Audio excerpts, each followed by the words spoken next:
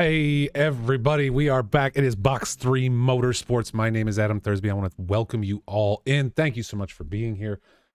You can call me Molson FL as well. I hope you guys are having yourselves a great weekend. I hope that everything is going wonderfully for you. The weather here has been okay. Not perfect. It's a little cool. As you can see, I have a hoodie on. It's July and I shouldn't have to wear hoodies, but I do. Given that I live near Canada, I guess that's bound to happen. But we are back this week, season 3 continuing. We are at Zandvoort today, as you can see there on your screen, if it's not too much of an eye chart there in the center. And we are again headed to Zandvoort for AM and Pro/Silver Split Racing today.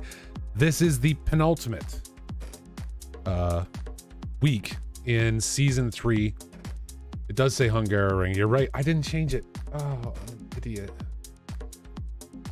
That's why you don't entrust me with things like this. You know what I mean? Like, watch this though. There you go. And watch the sausage get made live and direct. I missed one thing. I had to do the driver's meeting today. It was like I forgot one thing. Anyway, look at that. There it is. Zandvoort is on the screen, and we're gonna go jump into the server now and make sure we can get connected. Oh, there we go.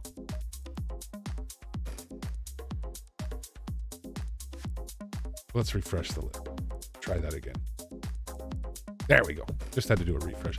But again, welcome in everybody. I hope you guys are here to have fun today. I certainly am. We're gonna get things going here real quick, as we have to every week.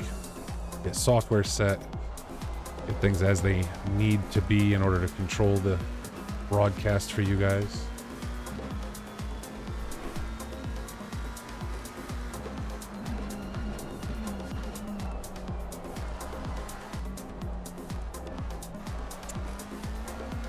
Okay. We're gonna keep playing with it for a minute, don't worry. I think I know what's going on here. Which means we're gonna have to do this. It's your turn to drive. I have a feeling I know what happened. Rickard, I have no idea. If you uploaded it before about an hour and a half ago, then it should be there. Yes, sir. All right. There was an update. Means it broke my stuff. Because that's what it does. It breaks things when there's an update.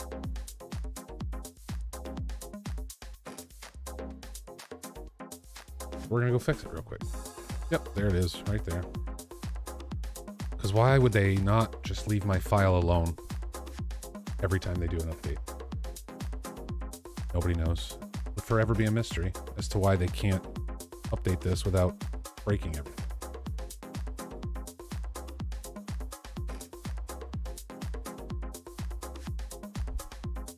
But don't worry, we're gonna get it fixed. It's gonna come right back up. What the hell are you yelling about?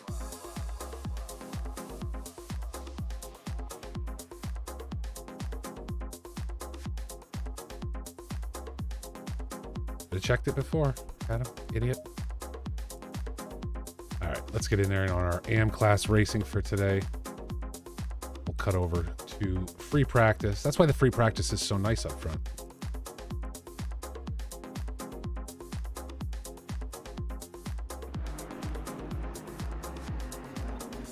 There we go.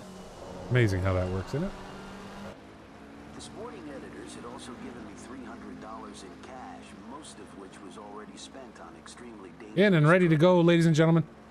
It is race day at Box3 Motorsports. Again, thank you everyone for coming in.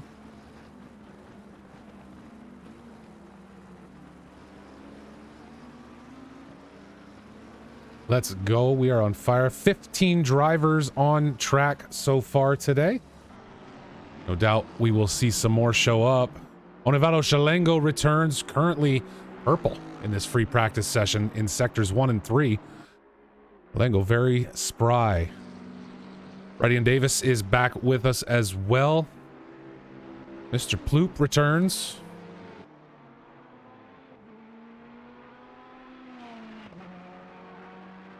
Let's go ahead and set that up so everybody can see it.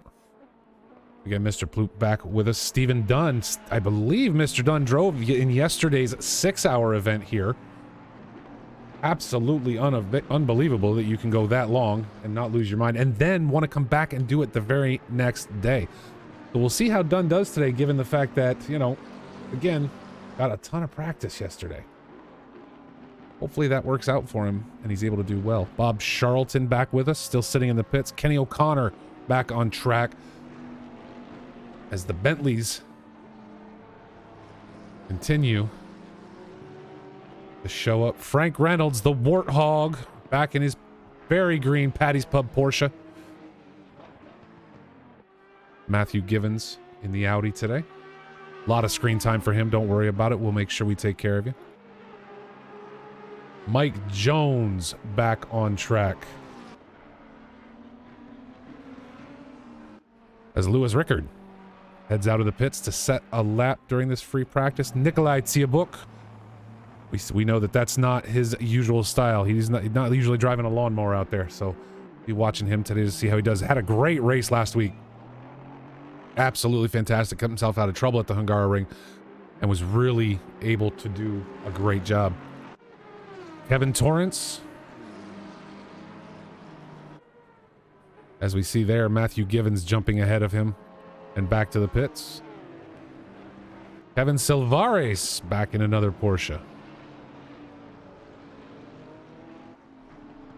Terrell Sainz Taylor, one of our, actually, yeah, our only Honda out there so far today.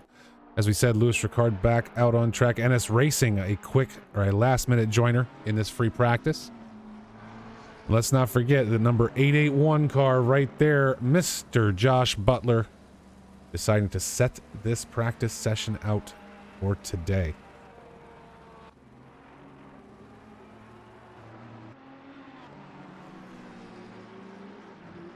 As we said, folks, don't forget this is the penultimate race of Season 3 here at Box 3 Motorsports. We're back next week at Monza for a 45-minute AM race and a 60-minute Pro and Silver race that follows directly afterwards.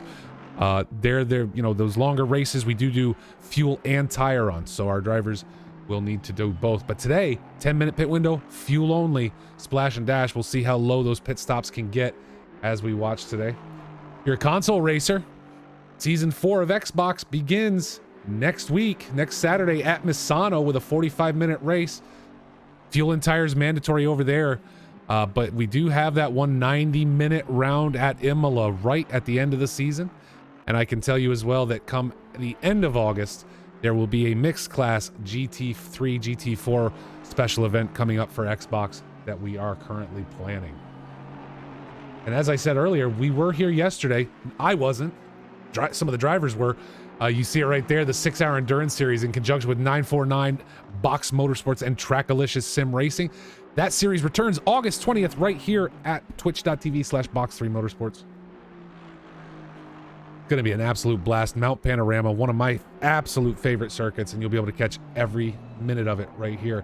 But if you don't want to wait all the way until August for endurance racing, you don't have to.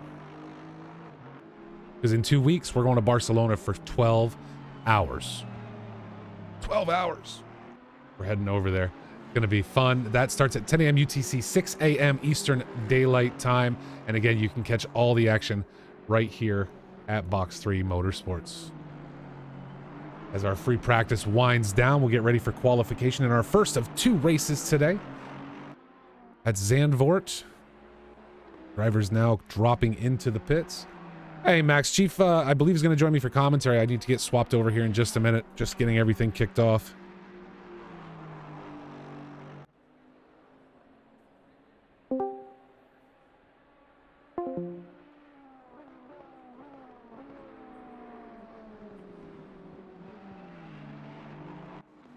As we get set again and ready for this. I just have so much fun on race day. We watch Mr. Ploop finish out some laps before the end of this practice session. As we talked about, Steve Dunn with a lot of practice yesterday, and he is currently sitting with the fastest lap. Only one fastest sector, though. So very interesting there. We'll see if he's able to tighten that up during qualification. We usually do see lower times in qual than we do in free practice. You know, the free practice being so short, guys don't have time to drop back to the pits, make adjustments and whatnot, really get a lot done. But plenty of opportunity here for Dunn to end up leading pole position at the start of today's race.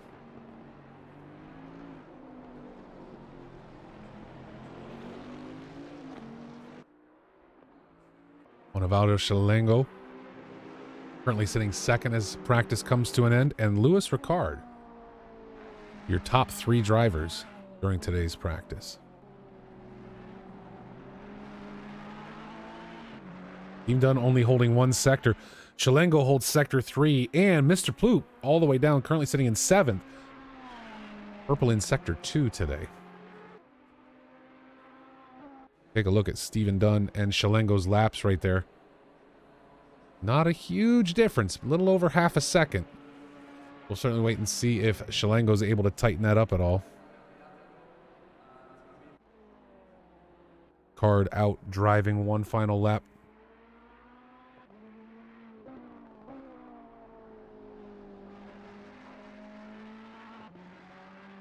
KB in the chat saying Dunn did a 136.8 here yesterday in the qualification.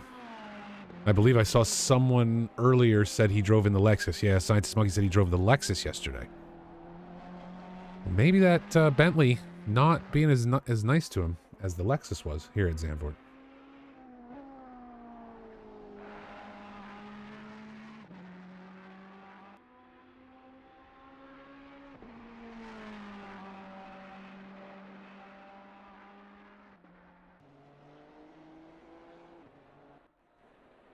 And, whoa, that changed quick.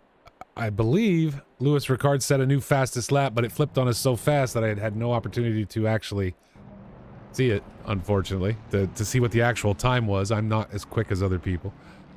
So that right there just made this qualification session, though, much more interesting because we got 3 guys that were trading back and forth just during practice. Shalengo, Ricard, and Steven Dunn.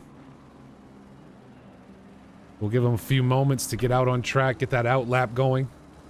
And we will check in on their qualification delta once these guys have set their first laps.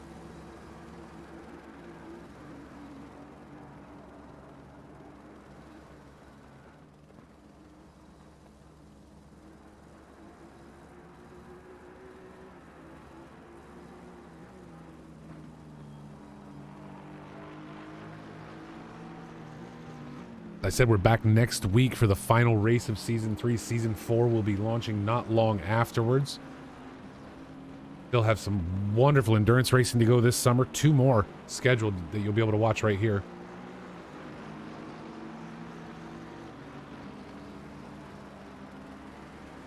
So Shalengo now out on that out lap.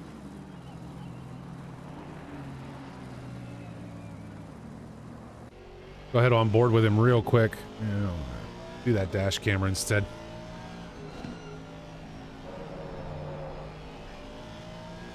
So 15 minutes total for the qualifying session, just under 13 and a half left to go. Very warm in Zandvoort today.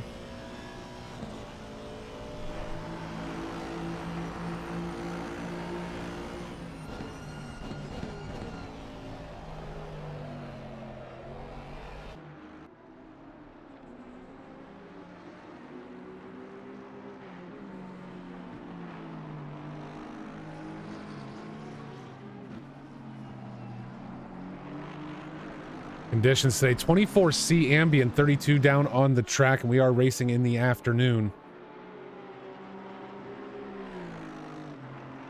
Very little cloud cover, if any at all. Going to keep that track nice and toasty throughout this quick race this afternoon.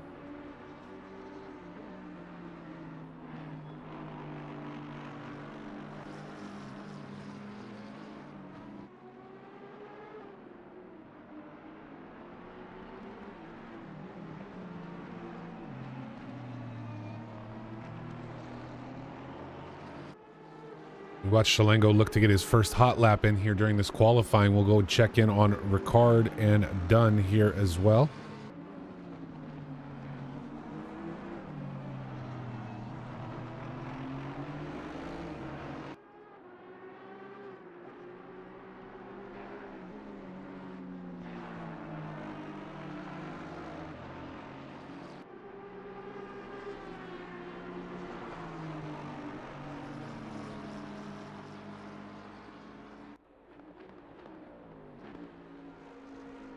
And there's your first one. Shalango actually beating out what we saw during practice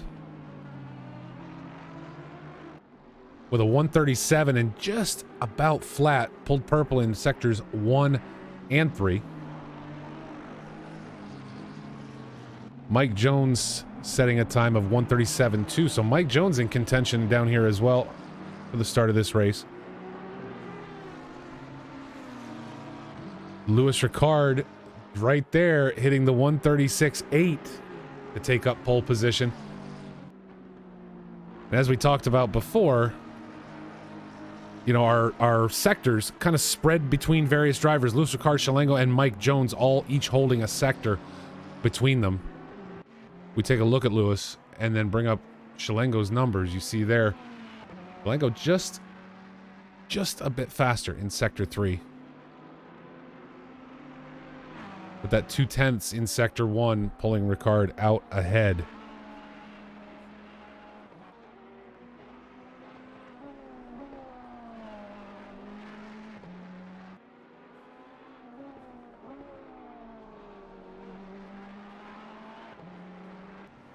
No time from Stephen Dunn yet, Max. Wait and see if that comes in soon. He is out on track now, so need to get him going. Josh Butler posting a good time of 138.4, putting him in 5th right now. NS Racing jumping up there. But so far, if you look at the times there on your screen, only a single 136 so far during qualifying. Next two are 137 range. Falls off quickly from there into the 138s, 139s, and 140s.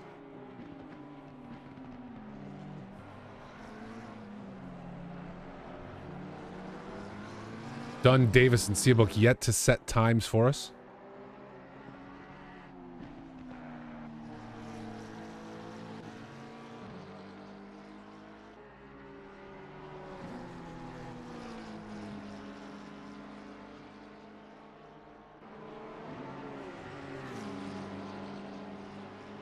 NS Racing now joins the 136 club right there with that lap, a 136.9. Again, still half a second off, but with only 2 drivers sitting in that range. Now, NS Racing's done very well this season. I would say not someone we typically see right at the front of the pack. Mid-pack driver, has done really well during this season in that regard. But now we see second place at Zandvoort. I wonder if this is their track. This is just their time to be. Shalango crossing a time just above 137 now. As he heads into the pits, Mike Jones getting pushed down to P4.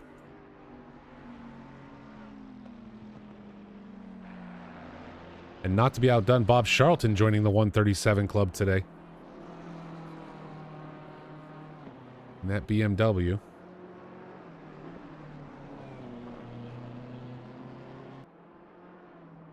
And now things changing up all over the place. Mike Jones jumping into second, pushing NS Racing down. Shalango getting knocked back. So 3 136 drivers at this point. One of the things I've loved with this season and this split class racing, we get to see the different cars that these guys choose. You know, our AM class drivers, we have Bentleys in here. Pro, we've yet to see a Bentley this season, I think. We do have one up there now who was one of the drivers who was a rookie and now went up there, Gasolina, driving the Bentley. But prior to that, had no Bentleys at the start of the season whatsoever. And to be honest, even with the 2 McLarens up front, what I like in the AM class is we're seeing a great mix of manufacturers. We have a Ferrari of Louis Ricard. We've got the 2, the 2 McLarens. We have the Aston, a Porsche up there, and a Bentley, along with a BMW and a Honda, all in the top 10.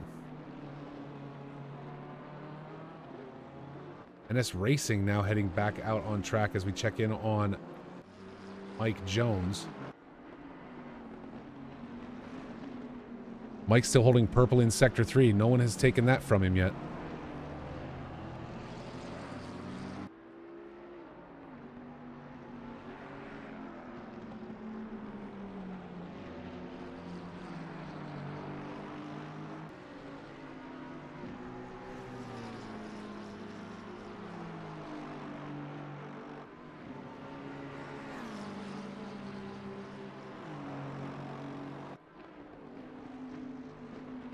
You are correct, Max. Still no Lamborghini. Gotta bring Red Ryder back. He can drive the Lambo.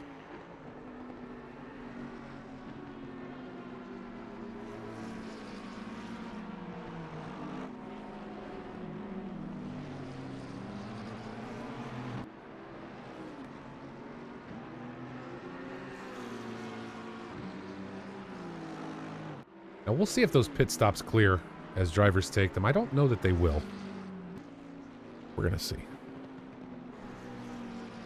So Steve Dunn, who we watched again, kind of watched him during the free practice, got himself up into first.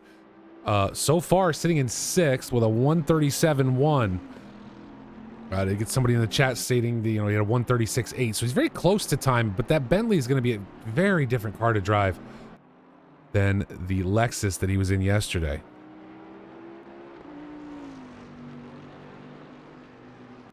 I'll be very curious to see whether or not he's able in the next 5.5 minutes to pull that time down enough to get himself up front. But let's flip it up a little bit.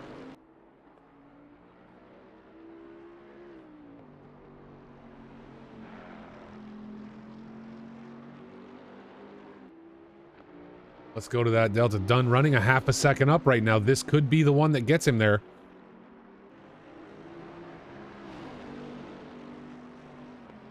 And pulls himself up into third now. So Lewis Ricard, Mike Jones, and Dunn currently leading this. Kenny O'Connor up about half a second on his fastest.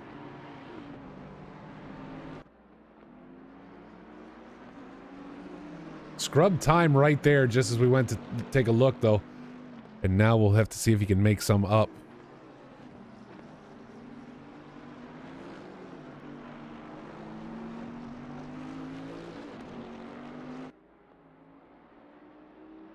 Orange, green, or blue? I am a fan of the orange, sir. I am a fan of the orange. Evan Silvares now and Terrell Saints-Taylor making contact out here. Taylor, our only Honda on track. Frank Reynolds now really tightening things up. 1.25 seconds up on his fastest so far. That fastest lap being a 1:39.067. That 1.5 seconds is going to jump him way up there if he can hold on to it.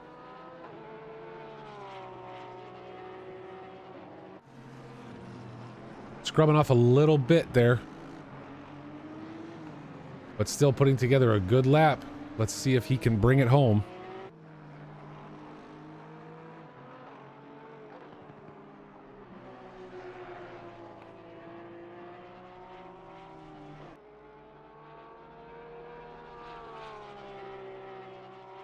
As the Warthog looks to cross the line, let's see where he jumps himself up to.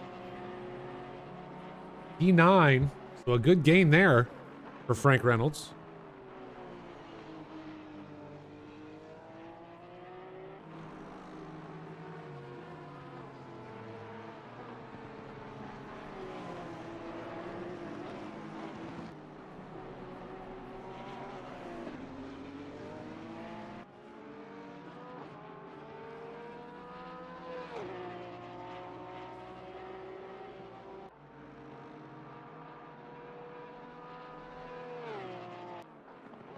As things start to solidify here a little bit, our starting lineup picture gets a little clearer the closer we get towards the end. Bob Charlton getting himself up into P8. And again, I'm just appreciative of the number of manufacturers we have across these top 10 drivers today. Across the whole board, really. I mean, everyone going everywhere with it. We've got Audi, Honda. We're missing, as Max said, missing Lamborghini. We are missing, it looks like, Lexus. And of course, Jaguar. Nobody cares.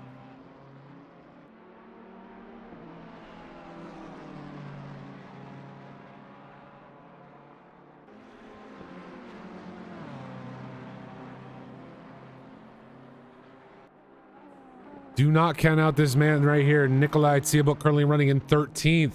But we have seen what happens. We have seen what happens if Nikolai can run a clean race. Because when that happens, next thing you know, Nikolai is placing really, really high. It's going to be all about staying out of trouble. maintain that consistency. He had, again, a great race last week. Lewis Ricard now up about, well, not much, about a tenth of a second over his fastest. We'll see if he tightens down a faster lap. Shalengo pushing as well here right at the end.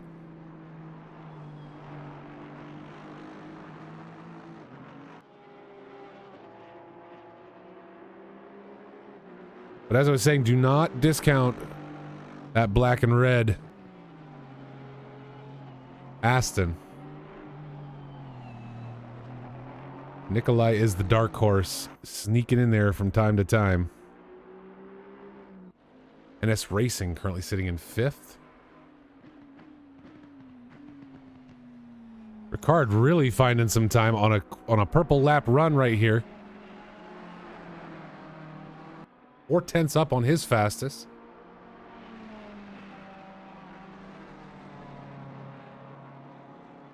If he holds it, we're going to get a new fastest lap right here.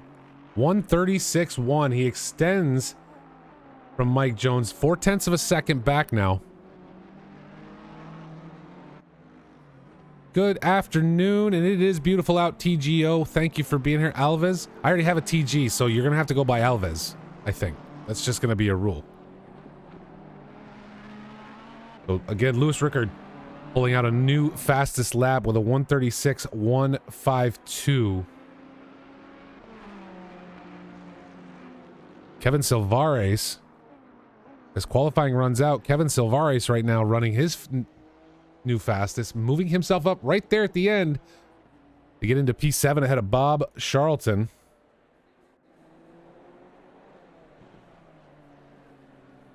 We throw those personal bests up, give you guys an opportunity to check out the times we saw during today's AM class qualifying. Lewis Ricard holding pole position with a 1:36.1. He's going to share row 1 with Mike Jones, a 1:36.5. I'm sorry, Stephen Dunn comes across right at the end to take up Pete. This is why we got to watch qual all the way to the end. So we talked about Stephen Dunn during the practice session a little bit. He was up there with Lewis Ricard and Shalengo in regards to the top 3 coming out of practice. Steve Dunn right at the end throwing it down and pulling up into P2 will now share row 1 with Lewis Ricard. Mike Jones and Onivaldo Shalengo going to share row 2. NS Racing and Mr. Ploop in row 3. NS Racing, the last of the 136s during today's qualifying session. Kevin Silvares and Bob Charlton in row 4. Frank Reynolds, Matthew Givens, row 5. Josh Butler, who's still on a run somehow, actually way up right now. Let's check in with him because he is currently about a second up on his fastest. These guys do this to me every time.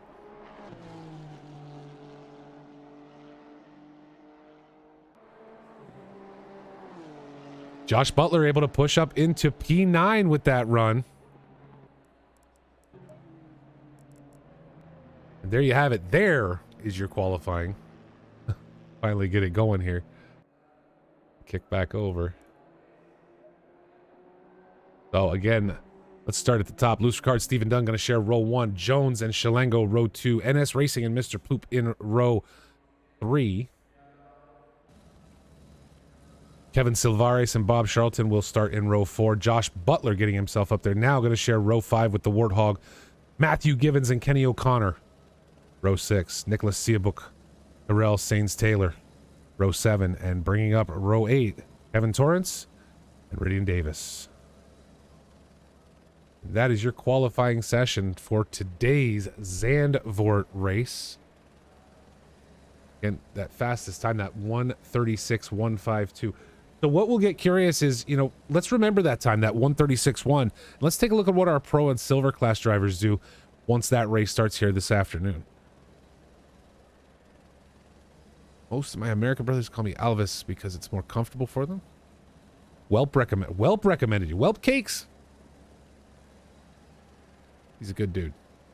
So welcome in, Alves. You are more than welcome to hang out with us here as we get ready for 30 minutes at Zandvoort. Folks, stick around though, because we don't have one race today. We got 2. Pro and silver class racing starts right after this. We'll join them mid free practice or qual whenever we fall into it. And we're back next week, July 17th, Same channel, same time. We're going to Monza to finish up Season 3 of PC ACC Racing here at Box 3 Motorsports.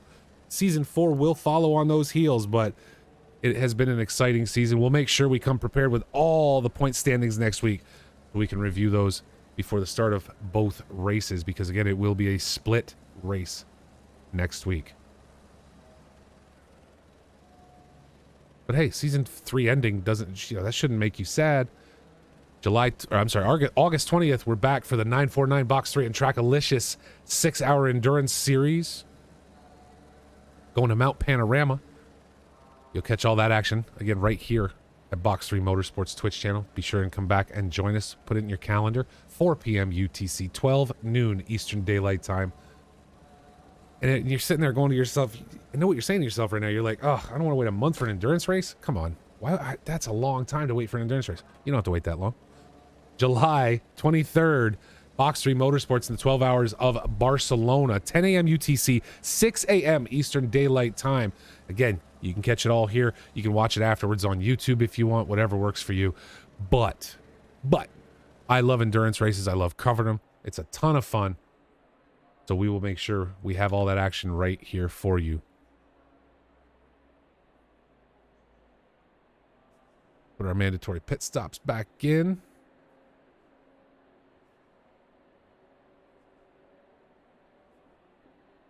We get ready for the race.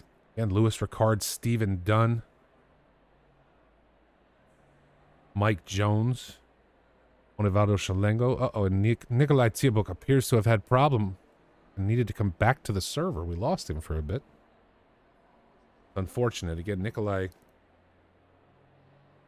one of our cleaner drivers, and really did well last week.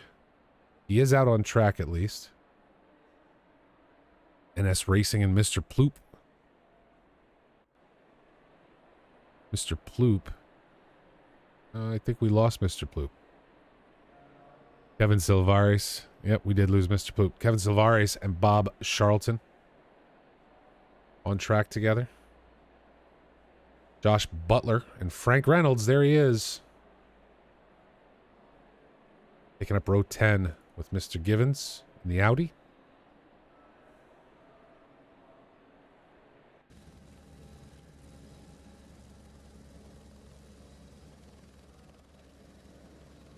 Bathurst 1000 coming up for you guys. Is that Trackalicious or 9 for 9 that's running it?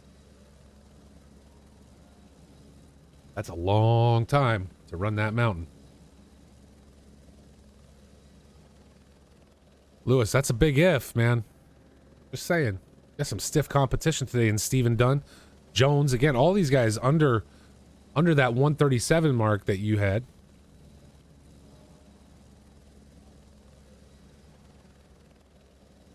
And so really, things could get curious today. Wait for the start of our formation lap. Now down with Mr. Ploop dropping, now down to 15 drivers, but Zandvoort a shorter track. We see the 1:30, the minute and a half times. No doubt there's going to be plenty of action today. Very curious to see the fights between Ricard and Stephen Dunn up front. But we have other ones here. Josh Butler and Frank Reynolds, I think, is a pair we need to keep an eye on today. I think these guys are going to really... I think we're going to see some battles. Frank Reynolds, again, last week, great race for him. And I'll say it again, do not discount these two back here. Radian Davis and Nikolai Tsiabuk. Nikolai getting dropped back, apparently having a problem with the server. But back now... My point being is, we saw how well he did last week. Mr. Ploop now dropping back in, and we'll do a pit start. We saw how well Nikolai did last week by staying consistent, staying out of trouble. Brady Davis, a very fast driver. Let's see where we go as we get this formation lap kicked off for today's 30-minute race at Zandvoort.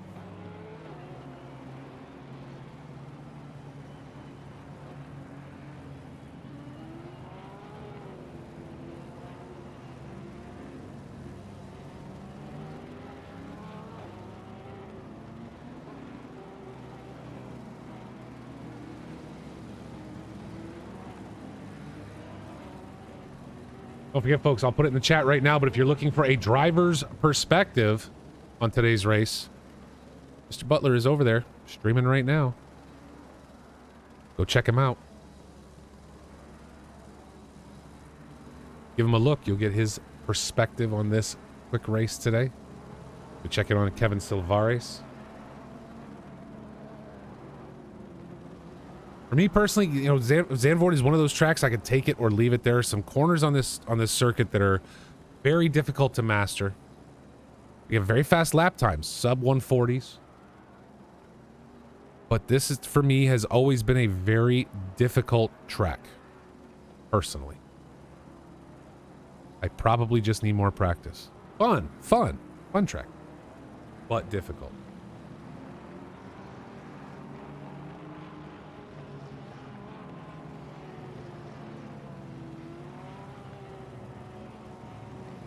As he leads us around, Louis Ricard ready for today's race, taking up that pole position, going to share that row with Stephen Dunn. As we come towards the end of this season, you know, Louis talks about how if he wins today, he's the champion of the season. However, he'll also more than likely next season bump up to that silver class. One of our goals here is to allow everyone an opportunity to get better when they race, right? Get better, get faster. We see that now. Some of these AM drivers who this year started further back are now mid-pack. Some who started mid-pack are now running towards the front. And the goal there is to then push them up to the next class and get them racing with the silver class drivers, the pro drivers at some point.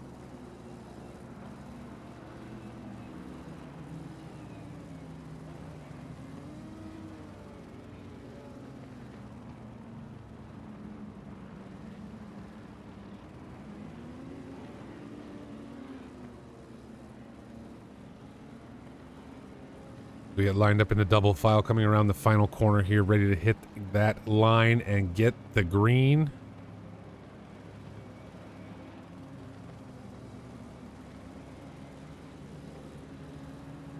Louis Ricard with the inside line down into T1. And there we go, green light. We are off at Zandvoort for the next 30 minutes. And Stephen Dunn jumping out ahead very quickly, getting the jump in that Bentley into T1. Mike Jones and Evaldo Shalengo changing. Oh, and we've got a push back here. Shalengo and Jones with contact. NS Racing able to move up. Bob Charlton able to come up as well. Kevin Silvares losing a spot. Silvares now able to gain that back around Bob Charlton, who's struggling. Kenny O'Connor coming around as well, bringing him up into 6th. Shalengo now all the way back into P16 and yellow flagged. And I think we lost him. But Stephen Dunn, the jump off the line to get ahead of Louis Ricard.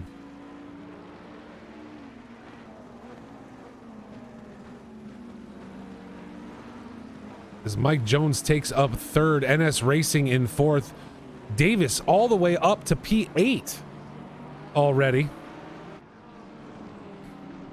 In that shiny McLaren, getting himself all the way to P8 off the first lap. Josh Butler now yellow flagged towards the back as well. Terrell Saints-Taylor not too far ahead, but now Ryan Davis applying pressure to Bob Charlton. Stephen Dunn and Louis Ricard. Dunn going a little wide, giving the opening to Ricard. Not quite there, though. And that Bentley straight line speed, if he got the launch out of that corner, we may have a race here. He's taking the inside on him. Let's see if Ricard can do anything with it. You saw it. Ricard wants to lock up this championship today. He is going to be pushing.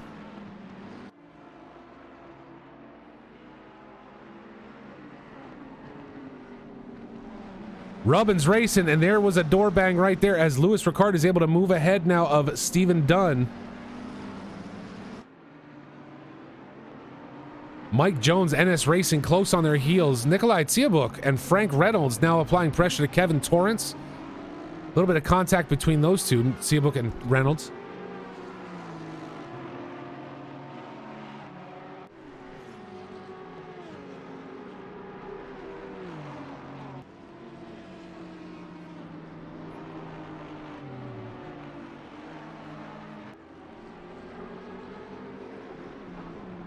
Nikolai Tsiabuk continuing, and Frank Reynolds shooting up the inside just like that, takes up P10. Nikolai left the door way open. It looks like Frank pushed it a little hard, giving Nikolai that opportunity. Kenny O'Connor now yellow flag. Davis and Givens able to get ahead, and sideways, there's your reason why, as these guys go on by. But Frank Reynolds making the hard jump on Tsiabuk right there, as Mr. Ploop looks to gain what he lost with a disconnect.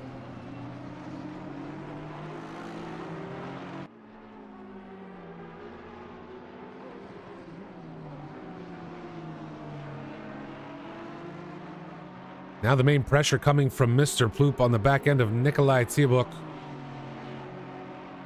There's our first new fastest lap. NS Racing with a 1:37.6. All the way back in P4. NS again doing a great job during qual today.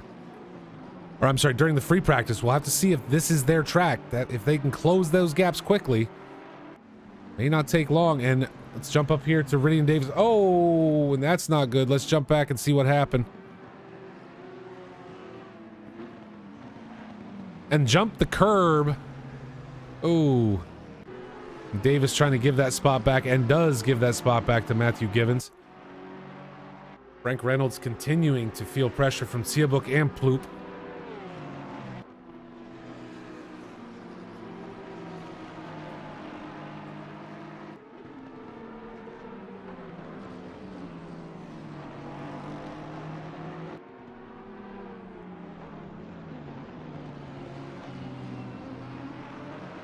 This is where the racing is today, as Reynolds looks to swing the outside on Kevin Torrance.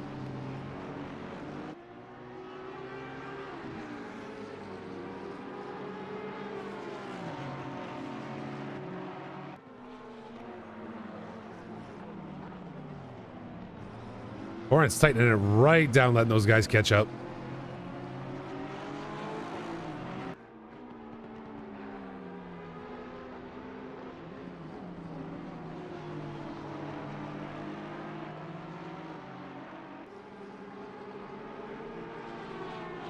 Louis Ricard now setting that new fastest lap, the 1:36.6.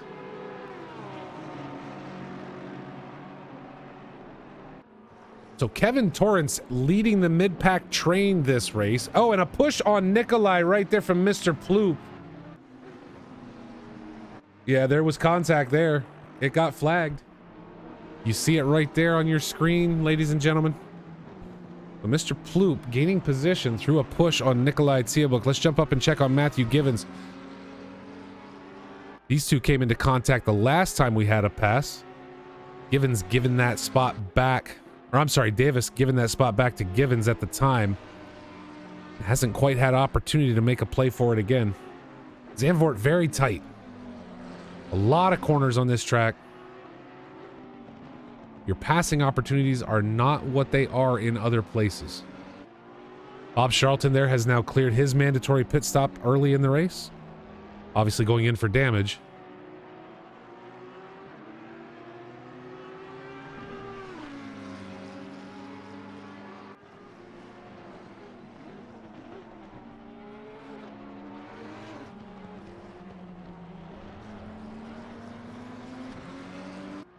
Davis looking for his opportunity as we're checking here. Frank Reynolds, the mid-pack group's coming back together with Kevin Torrance leading Reynolds and Ploop.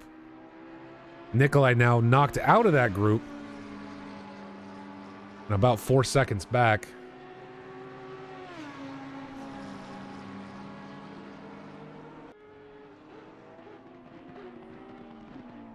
Ridian Davis. Now, Givens opening that gap up a little bit, but Frank Reynolds not allowing it.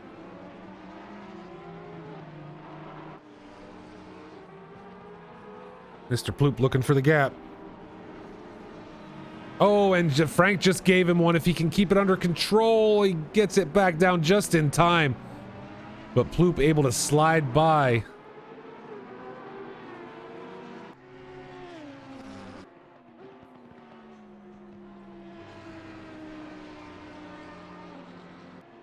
As you see at the top of your screen, ladies and gentlemen, Louis Ricard right now running with this. Now opened up to a 2-second gap over Stephen Dunn.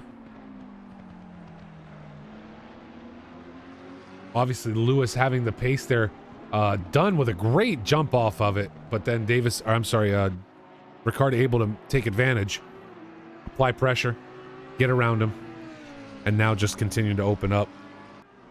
Stephen Dunn now 4 seconds back and has allowed Mike Jones to tighten up behind him. NS Racing not far off.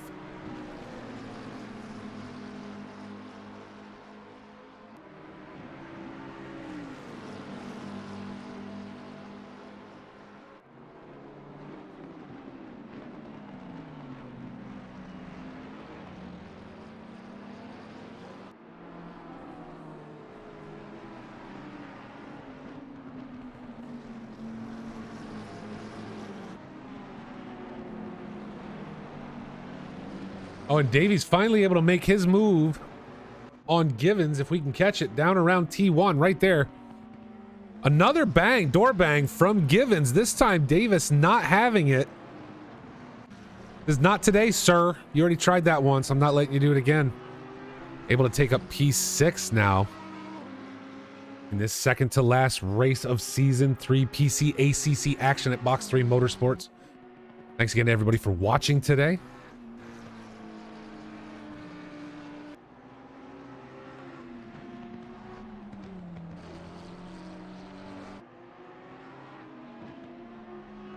Down to just about 20 minutes left in today's AM and rookie class race.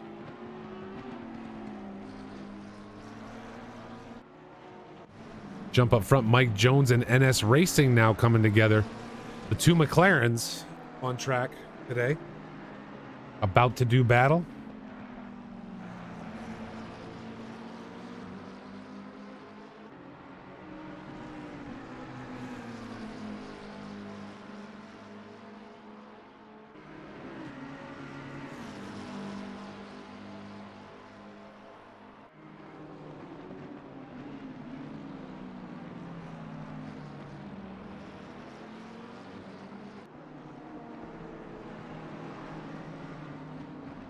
So something to remember, and it's honestly very easy to forget with these fuel-only races, as we have problems towards the back now.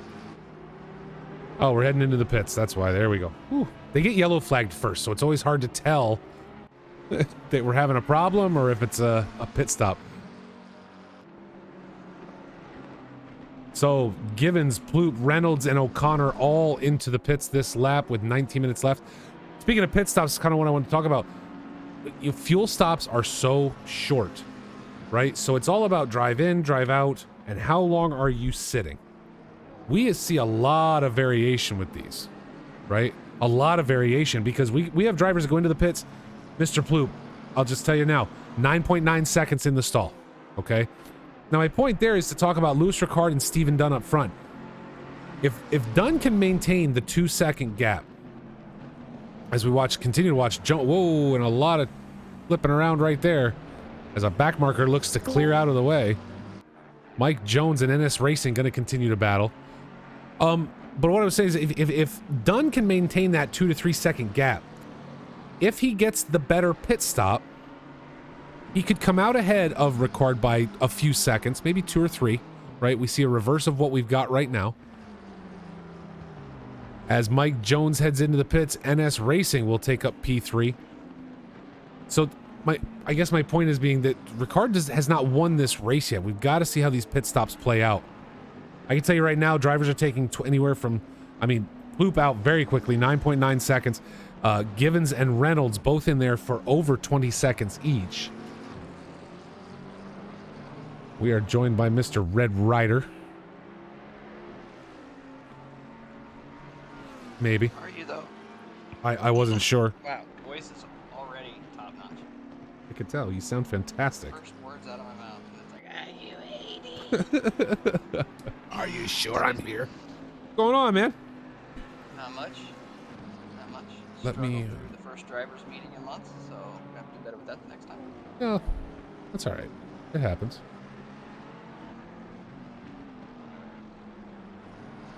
There, so you don't have to. Oh, I'm already in. I'm in. Oh, okay. I wasn't sure. Mr. Ploop now ahead of Nikolai Tsiabuk, bringing up P8. Stephen Dunn shrinking the gap. I'm sorry, NS Racing trying to close the gap now up to Dunn. Mike Jones, a 10-second pit stop over Mr. Ploop's 9.9. Pretty good gap between them right now. Terrell Saints Taylor. Lewis Ricard now heading into the pits. In his Ferrari. Clean pass, but they really awkward line Dunn took. Trying to get around him. Well, Stephen Dunn now leading, and like I said, that gap when Lewis went into the pits, that gap was very tight, 2 to 3 seconds. Not very tight, but 2 to 3 seconds. Depending on the pit stop with fuel only, you know, this isn't a flat 30 seconds. So Dunn has an opportunity here if he can be quick in the pits, hit his lines just right, in and out very fast, to possibly come out ahead of him. But Lewis Ricard, I will tell you, 5.4 seconds in the pits. 5.4. And now back out on track. And this thing is not clearing the pit stops. Driving me nuts.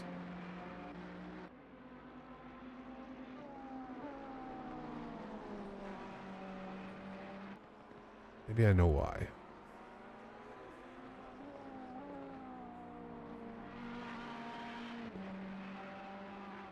Could be why.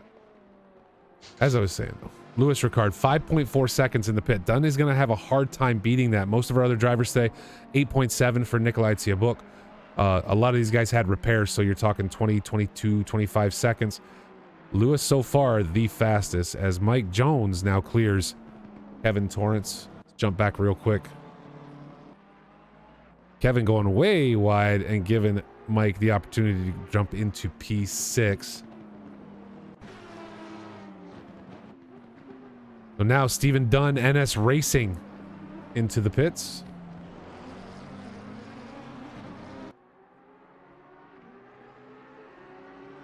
So we'll see what kind of pit stop time Dunn has. We'll also see if their pit stop's clear. That'll tell me what was wrong.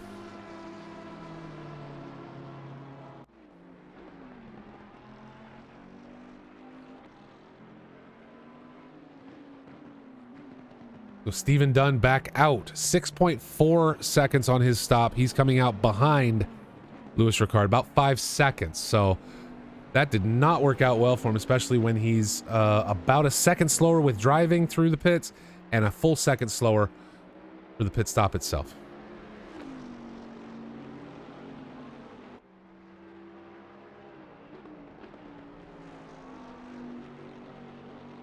Okay, I figured out what's wrong there. That makes sense. Gotcha. Well, Kevin Silvares now takes up P1. Himself and Ridian Davis needing to hit the pit stop. All other drivers have cleared at this point as things start to spread out here in the last half of our race. 13 and a half minutes left to go.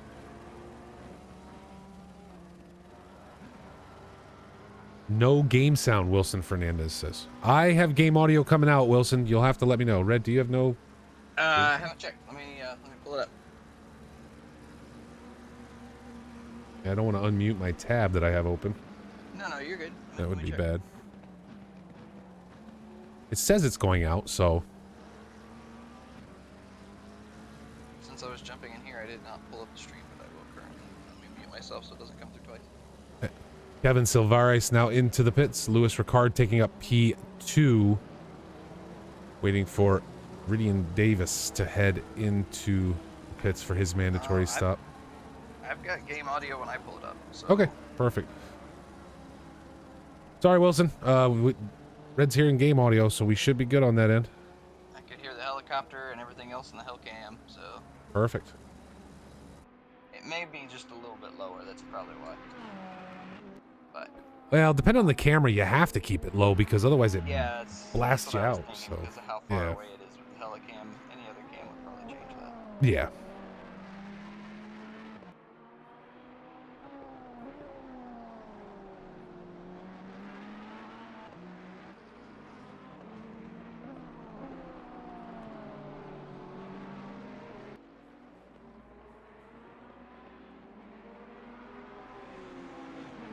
As we said, Louis Ricard, our fastest driver today, looking to lock up the championship for the AM class season.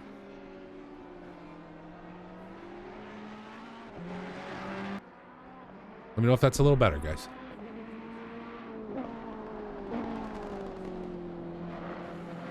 As Ridian Davis now heads into the pits for his mandatory stop, we will see Lewis take up P1 once again. Stephen Dunn still running in second, about 6.5 off the pace.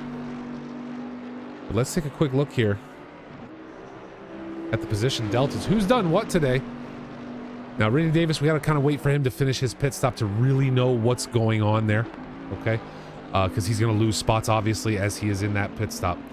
However, Kevin Silvari so far up 2 on today. Nikolai Tsiabuk, even with the incident earlier, up 8 spots. And this is what I've said about Nikolai. Nikolai is not one of our champion AM class drivers. He's not hitting pole all the time, none of those things. However, every race we see him, he is gaining spots every time. And a lot of spots. And now back out on circuit.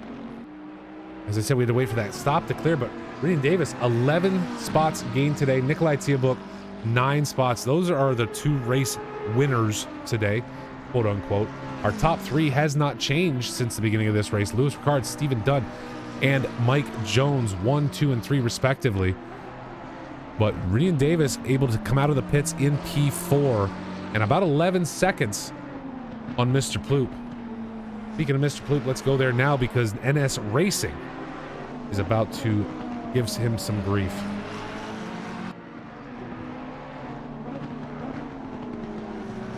Thank you, everyone. Appreciate it. Appreciate the feedback because using graphs, now I have the game audio turned way down in my ears because I don't want to hear it while I'm talking to you guys. And using audio graphs in OBS, it almost seems like it should be blowing me out. But if you're telling me it's not, I'll leave it right where it's at.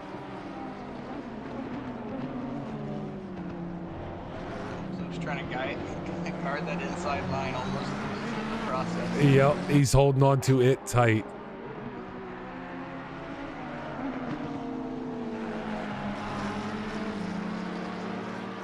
Just does not want to open it up for NS Racing.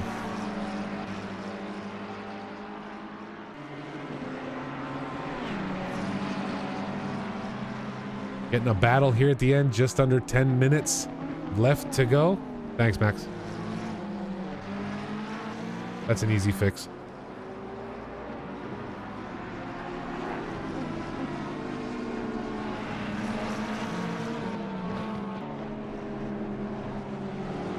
Don't forget, folks, stick around. After this race finishes in the next 9 minutes, we will be jumping over to the Pro and Silver class Zandvoort race. 45 minutes. Fuel only. Mandatory pit window. And I will fix the pit stop indicator for that race, hopefully. Shouldn't be a problem. I think I know why it was doing what it was doing.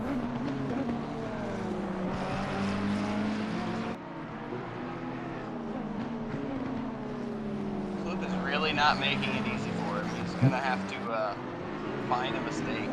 Yeah, and this is the it looks like. And the thing is too, this again, Zandvoort to me, and I haven't driven here a lot, but Zandvoort to me is such a tight track, right?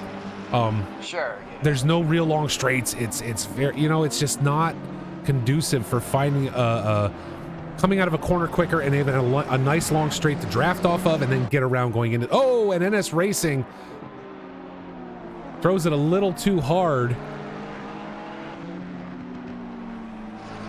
See if 10 seconds is enough. Yep, right there, hooked the curb, and that was all it took. So Mr. Ploop now getting a reprieve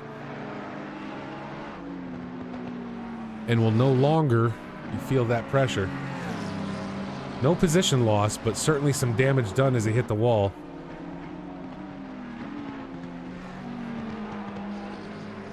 Red, you should go talk to Louis Ricard. Why is that? Well, I figured maybe you loan him a couple sandbags. He doesn't understand what's going to happen next season, I don't think.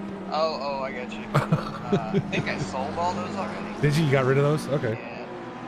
Didn't need them for iRacing? No. Yeah. They're slow enough as it is there. You and me both, sir. You and me both. NS Racing, with a self-induced incident, will allow Mr. Ploop now plenty of space. Max, you don't need to hear me, dude. It's okay. They should be able to hear you a little better now. I turned you up. It's very hard with Discord because everybody's mic is different. Everybody's level is different. Sure. So trying to set one level in OBS to cover everybody is really, really hard to do. I'm just here to keep Molson company. I have nothing to add. I mean, really, he's the master at this. So. Yeah. Don't forget. You ever see History of the World Part 1? Yes. Okay. I'm not going to say it. I really, really want to say it, but I'm not going to say it.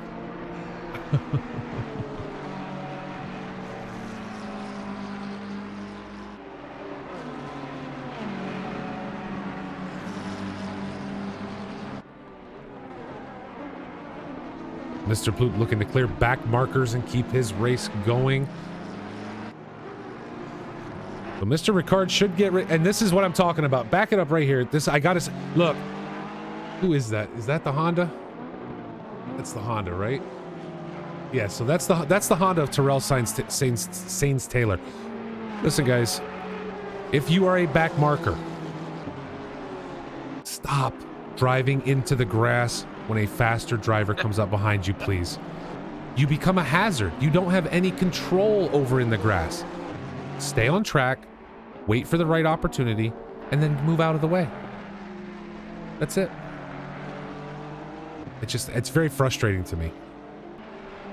Because it's going to cause more incidents than it solves. Let's go back up to Mr. Ploop, however, as NS Racing, with 5 minutes left to go, is closing the gap. And that had stretched out to about 4 seconds, but now down to just about 1. We're going to see if this is our battle for the end of this race. He must have knocked something off the car he didn't need when he hit that wall. Right? It seems like he closed the gap faster than he did the first time. Very quick. NS Racing doing a great job closing this up today. Mr. Ploop, unable to clear Josh Butler there in front of him, is now going to have to try and see if he can get around a back marker and keep NS Racing at bay.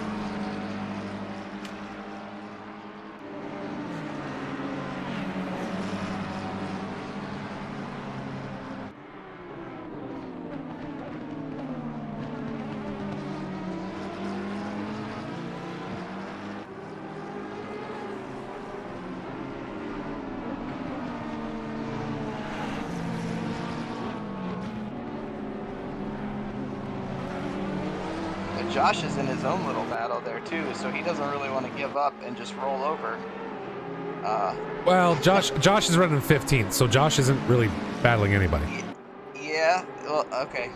And he's. Oh no, you're right. I'm sorry. No, you're right. He is. Yeah, that's Kevin Torrance in front of him. Little, yeah. Yeah, Torrance. He is. You're right. I'm sorry. In front of him. I wasn't paying a lot of attention, but Torrance in that Aston. Josh is looking to gain 1 spot here before the end of this race. So it makes it tough on everybody because they're both got your own battles going, but you can't really fault either driver for not just rolling over. Yeah, 100%. Torrance isn't going to slow down and let both of them by just to make sure Josh doesn't lose time either. So. Well, and that's the play we've seen in the past, right? Torrance is getting the blue flag right now as well. He's getting told you need to move over. But the problem there is he risks, if Butler doesn't do it at the same time, he risks letting Butler through. Now, normally what we see is, 2 back markers battling, a faster driver gets between them. Right. And then the slower driver running in front of that battle. And he makes a mistake. That may just make it easier for everybody, honestly. It did. Butler able to sneak through. All 3 drivers able to get through. Oh boy, this is going to be an interesting turn 1. Oh, they are door banging now. Butler's trying to get. No, and right there, it just happened. Mr. Ploop again. Let's back it up. I don't know that there's really anything Josh could have done about that. He was the cream in that Oreo and just bailed out. Well, he did. He backed off, but I think Ploop turned in, didn't he? Again, it's hard to say. It's hard to say whether he extended that line. It kind of looks like N Racing could have extended that line a little bit before his turn in, and just not knowing not knowing where Ploop was because he had a car between him for most of that corner. Yep. And disclaimer, what we see on stream does not count as stewarding. Go submit it to the stewards. Don't tell him Red said, because if you do that, you'll just get laughed at. Yeah, you're just going to get chuckled at, so. That's why we have people trained for this, not me. Exactly. They're better at it than I am. And I miss you too, Max. You don't ever come and visit anymore. Mr. Ploop up 1 spot today during the race. We take a look again at that position delta. Really, Davis and Seabook, the 2 winners of today's race. These guys making up massive amount of position. And Ploop off track. Ploop goes off the track. In the same spot NS Racing did several laps ago. Now Ploop hooks the same curb, loses the spot back to NS Racing. Those guys go flat for position for today's race with just a minute left to go. But as I said, if I'm picking a driver of the day, it's gotta be Ridian Davis. 11 spots gained. Stays clean. And puts himself up into P4 to finish this race if he can hold on. NS Racing taking up P5 now with Mr. Ploop still in pursuit. Just a little over a second between them. We'll keep it stuck right here.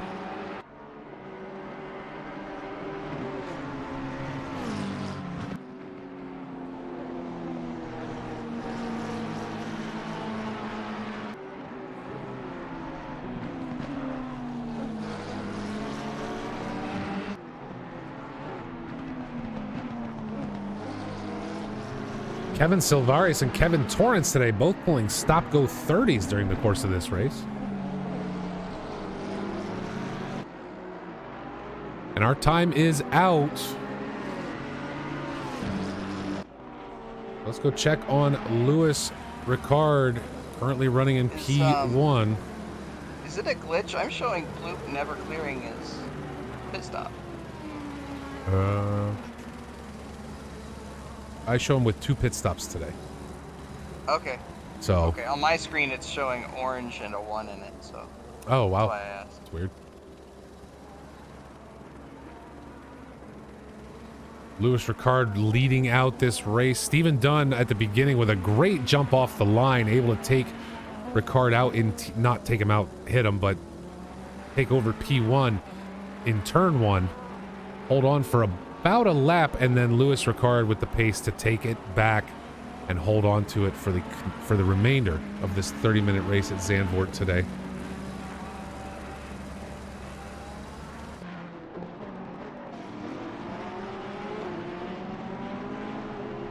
That Monster Energy drink Ferrari. Kenny O'Connor with troubles in the back. Kevin Silvaris able to pick up P10 because of it.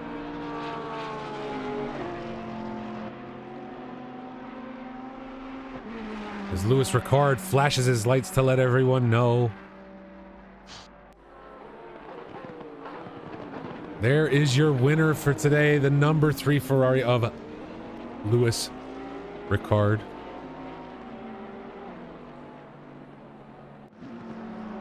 Bob Charlton able to pick up a spot on Terrell Sainz Taylor.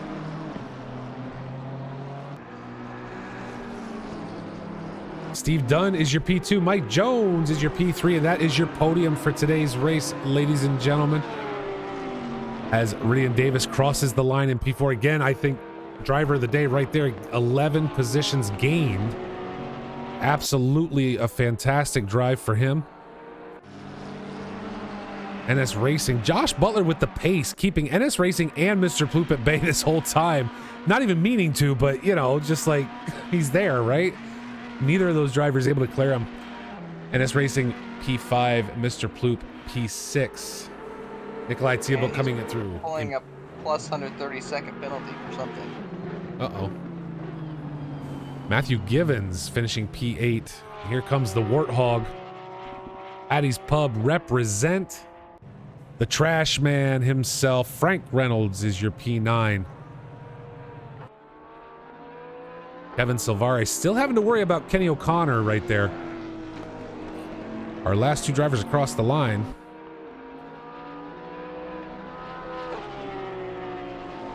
Kevin Silvari is going to lock up a top 10 finish with that checkered flag right there. Awesome possum. We like to see a great race today, mostly clean. Mostly clean. But the RAM drivers have done a really good job this year. This season, I should say, of just keeping it clean the whole time. And really keeping themselves out of trouble. As I look around like an idiot and try and figure out where I'm going here. And hopefully we'll fetch the server list. We're going to jump over right now to the Pro Silver race.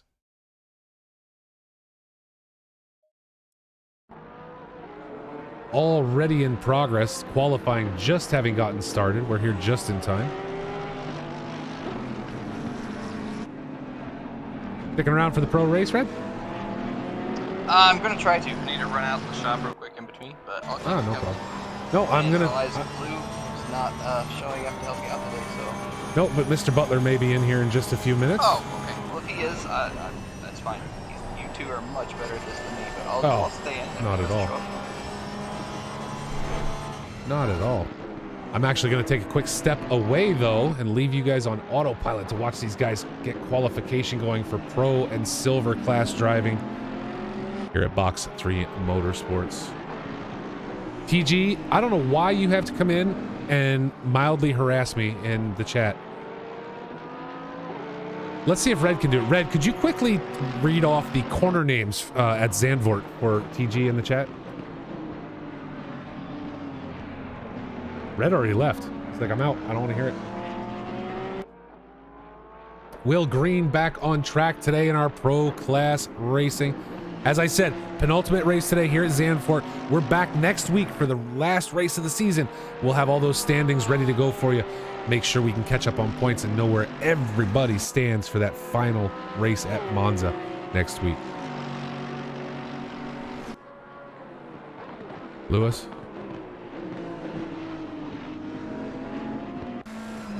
With that, folks, I am going to take a quick step away. I do remember Ricard, but I also remember looking at the names and going, yep, not gonna read it.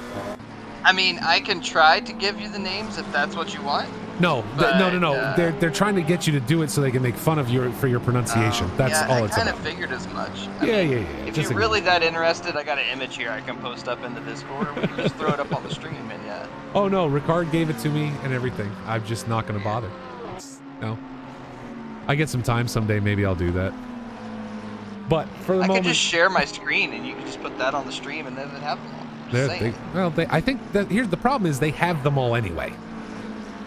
Well, yeah. It's not about having them. It's about saying, haha, look at Molson being an idiot. You gotta outthink the people trying to make fun of Molson. Well, what I'm gonna do is just start pronouncing their names wrong on purpose. Write them down. Here, we'll just post them right here.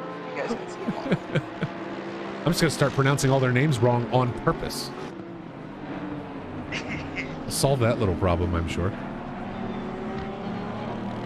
I'll be right back. Yep, me as well. Folks, we're going to leave you right here with eyes on today's qualifying for Pro and Silver Class Racing. Just under 17 minutes left to go. Going to take a quick step away. We'll be right back to call out the rest of this qualification and get ready for 45 minutes of racing here at Zandvoort at Box 3 Motorsports. Be right back with you.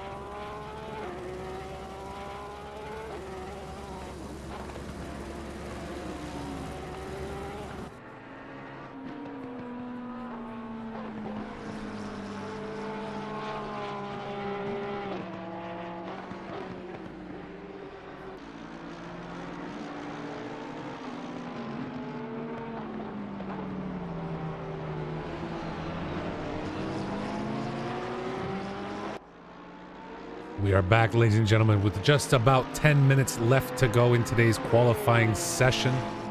Remco Ottens back with us today. Will Green currently leading this qualifying session with a 135, just about flat, right?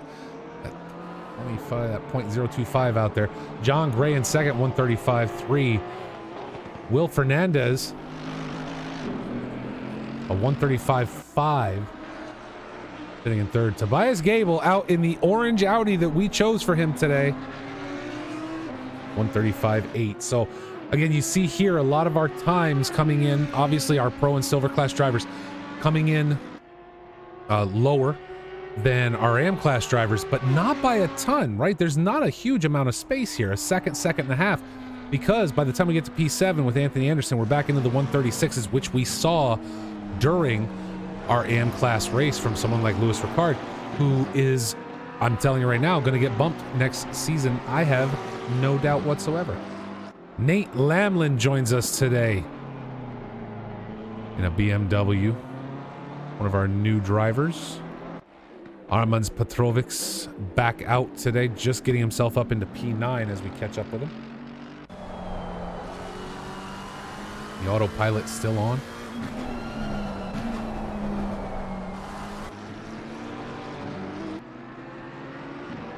Christoph Arts returns, another BMW out there. And as we saw last week, the Porsches lead the way with both Will Green and John Gray in Porsches there. Remco Ottens Retro Coffin, who we haven't checked on yet today, both in Porsches, sitting in P5 and 6 respectively. Rob Kiesar returns, another Porsche out on track. Brian Anderson.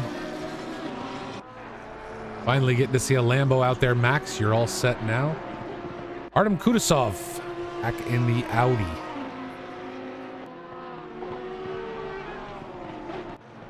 And one more Porsche out there. DJ returns. And Adam Thomas sitting in the pits. No qualification time from him yet. I believe Thomas may have been a vehicle swap this week and is doing a no qual ban, or a qualification ban for this race. Now will I be pro or silver? Lewis asks. And my goodness, Wilson Fernandez struggling a little bit there. Check in with Remco Ottens. Well, to be honest, Lewis, it's hard to say. There will still be qualification for the following season. However, given your run in AM class in season 3, I'm willing to bet that you would probably at minimum going to slide to silver. But honestly, I'm speaking out of turn. I really am, because I am not the league manager for PCACC. I sit up here, as I say all the time, I sit up here in judgment over the rest of you drivers. And there we have a new lap, new fastest lap from Will Green with a 134.68. Unbelievable. Will super speedy, as we all know, after taking a few weeks off. Gonna door bang with Tobias Gable. Hopefully Tobias not on a flying lap there. But as I was saying, you know, more than likely, I would think you're going to end up in the silver class, but you never know.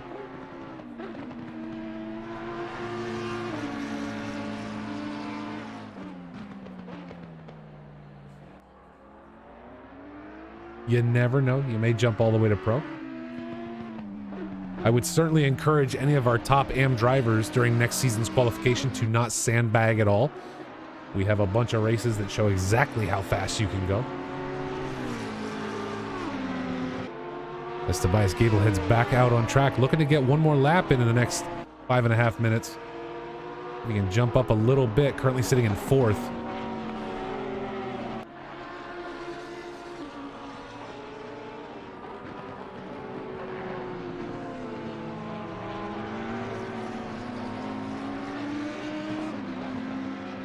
Anthony Anderson back on track in that fancy Pepsi McLaren.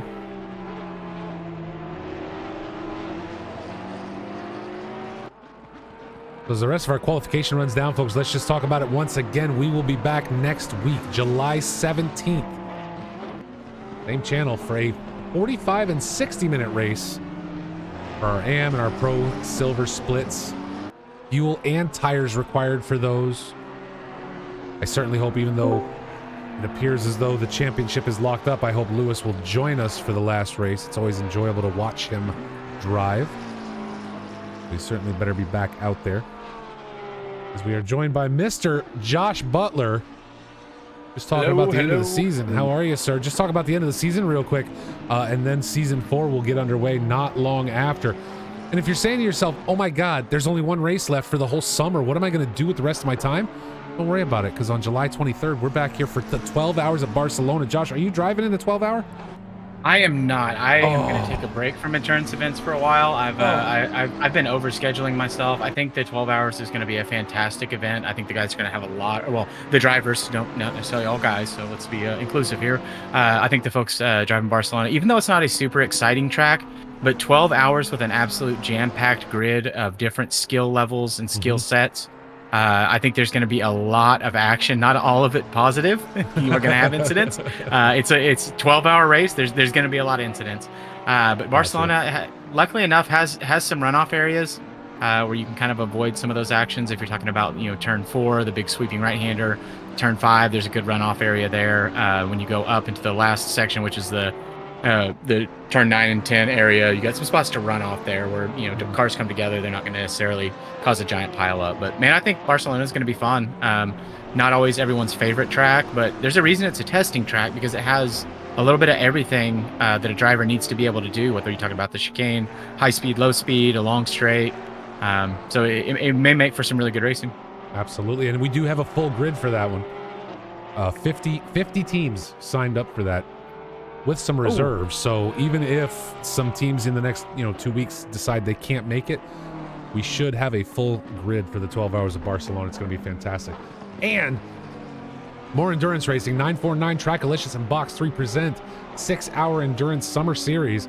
We're back on August 20th at Mount Panorama, and you're going to be able to catch that action right here at Box 3 Motorsports. I can't wait. I love endurance racing, and I love Bathurst. It's going to be so much fun.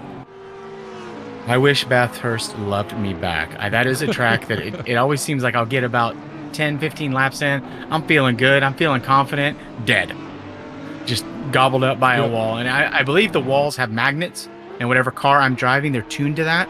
So we're going to be in the Lexus. So we're going to hope that they're not Japanese attracting magnets, and we'll be able to get through clean. But yeah, that's one of those it's so rewarding if you get the mountain right, and then if you don't, it's just you can get so much damage just ping-ponging off of walls. And that's the thing, for me, that's what it is about Bathurst. Now look, I'm a slower driver.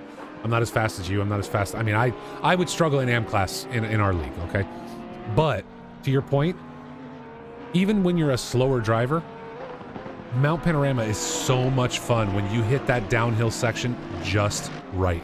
And you feel it's like you're on a roller coaster, sitting in a sim rig, but you're on a roller coaster, right? It's just an absolute blast. So I can't wait for that race. It's going to be fantastic. was actually the very first endurance race I ever did back in December of. Yeah, it had to be December of 21. So just before I discovered and joined Box 3, our Racers Without Borders put on a 12-hour event there. And it was to benefit Spinal Track, which is a really cool charity that puts spinal patients or spinal damage patients into racing cars for track days that have modified controls. Awesome. And so that was really neat. But it was fun for everybody but the people around me and the people on my team, because I had a problem with my Logitech setup, and my wheel just stopped working. Would not work in the server. I'd go over to a practice server or a single player. It was just fine. And then I couldn't turn. Like, the car just went straight everywhere. Wow. Yeah, so it was real bad times. I can imagine. Retro Coffin, that's fantastic. Did a charity race. And speaking of which, I'm going to bring it up. And again, I'm probably speaking out of turn here, but it's fine. I'm allowed. Come October, November timeframe, Box 3 was started due to, and that's a shame to watch Retro Coffin go off track. He was having a great lap, about 4/10 up on his fastest. So now back to the pits he goes. Check on Nate Lamlin real quick. Box 3 was started because of a charity race. And so that happened in October of 21. So now it looks like, and I'm really hoping it's going to be an annual event, but come, October, November timeframe, we're going to be looking to run either a 12, or I'm really hoping we can do a 24-hour. Every one of these guys that I focus on is stopping. They're driving me nuts. I can't talk. Check on Rob Keesar. The end of qualifying. They're all going to stop. I know they're all going to stop. It's over now. That's a good thing. Get it done before this is over. But anyway, I'm really hoping October, November. Now we'll see the 12-hour of Barcelona in the server, working with the server provider that we use. The 12-hour of Barcelona is going to really be a test. And in talking to them, they've said, look, a 24, and everybody saw what happened to our last 24-hour. At 21 hours, the server dumped. It was over. And there's something there with how much memory is needed to maintain results and to keep all this stuff. And apparently it holds it from the beginning. So every lap, every car makes just adds to the amount of data. So the hope is that we are going to be able to do a 24, but it may only be a 12. We'll see. But yeah, October, November, we're going to look to pick a charity and get a charity race going. Does anyone ever split the difference? Split the difference and do an 18-hour race? I don't think I've ever seen an 18. Yeah, maybe that would be just enough memory savings. Right. And we could certainly look at that, maybe like you said, do an 18, see what it gets us, right? So I don't know what we're going to do. But we're already in the planning stages of that. It's hopefully something we can put together. Artem Kudasov, the last driver out on track who decided to finish his lap by driving into the pits. Looking at the in-game chat here, Will Greeny and Remco Ottens both saying, sorry, TG, my bad. We saw the one where I saw Will Green's. Yeah, we saw Will Green's. Dunn in the chat says 18 hours of Wreckfest. Yes, please, Dunn. Fantastic. That would be, could you imagine? It'd have to be one of the longer tracks, but that would be a lot of fun. I think that would be a lot of fun. Max, last time Adam was here, Molson was here for the entire 24 hours. In and out for breaks, rest, have some coffee, have a pee, eat dinner. But yeah, they were here until the very end, and several of us popped in and out to try to keep him company and keep him awake. And but last time he did it, man. He Iron Man that for sure. 21 hours, I'll do it again. Doesn't bother me in the least. And yeah, Dunn joined during the early morning hours, around, I want to say, the 2 a.m. to 4 a.m. hours as we were getting towards the server crash. So worked out really well. As the rest of us would know, Dunn's prime time. Yeah, that's when he lives. But there it is, folks. We are set for today's Pro and Silver class race. Will Green and John Gray going to share row 1. Wilson Fernandez, Tobias Gable in row 2. Anthony Anderson and Remco Ottens, row 3. Retro Coffin and Andrew Haynes will share row 4. Christoph Arts and Nate Lamlin, a newcomer, going to share row 5. There's your top 10. Armand Petrovics, Rob Keesar. Wait a minute. What? Why do I have 2 number 10s? That's weird. Doesn't make sense. Petrovics and Keesar are going to share row 6. Comiskey and Anderson. This is screwing me up now. I Row do 7. not have 2 10s. I have a 10 and an 11. So Yeah. Yeah, it's really weird. Problem? It is. It's a software issue. We've got Arts, Lamlin, Petrovitz, Kisar, Comiskey, Anderson, Kudasov, DJ, and Thomas. Yeah, they're in the right order. I just, for some reason, have 2 number 10s on the screen. That's crazy. That's, yeah. Were their times super duper close? No, well, no. Let's see. No. 0.52 and a 1.45. I mean, they're plenty apart, so. No one can figure out what Will Green is doing. He has just decided to just go and just have some fun. He was doing donuts in the oh, now he's doing donuts on the circuit. Yeah, now everybody's doing donuts in the pits, So we did a little bit of this the other night. Myself, Blue, and Stephen Dunn teamed up for the 6-hour event.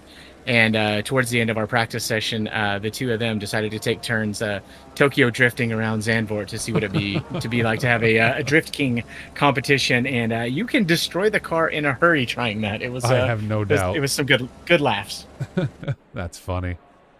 As we drop to grid, there we go. Armand Petrovic's number 10, Rob Kisar, number 11. It decided to fix it. Here we sit. Circuit Zandvoort today. Monza next week. Nate Lamlin now jumping in. Apparently got disconnected. So Lamlin drops out. Maybe that's why it was hung. Nate Lamlin drops out of the server, comes back in P17. So he will start from the back of the grid today. We saw that during the first race as well. Someone else had the same problem. So noticing how much these guys are still loving the Porsche. We had a few guys change cars in the lower grid, but talking with Sean Piner yesterday, he ran in the SRO Esports at Donington. Started in P20, ended in P16. He's a Porsche driver, and a lot of the guys here get their setups and get a lot of advice from him. The guy knows the Porsche in and out. And he was saying at Laguna Seca, we watched that first race where Remco Ottens, I think, was up in P2 until he spawned, and the Porsches were just running away. Well, what he's saying from what he knows inside SRO, that you could throw a 30K ballast on the Porsche at Laguna right now, and it wouldn't make a difference on how powerful that car is right now. Really? And wow. I believe we're going to see the same thing at Watkins Glen as well. It's got a similar bop there. Okay. You know what I find very odd, though, is that everything I see online right now is everybody talking about the Audi Evo 2. Yeah, the Audi's dominating. It's just dominating, and yet so few people have switched to it. Tobias Gable has done so. He's done very well with it this season. But everybody else has kind of drifted towards that Porsche. I mean, we see the 2 in the top, or I'm sorry, we have 4 of them in the top 10, and then still Kisar and DJ both running them as well. It's just so many Porsches in our pro split every week.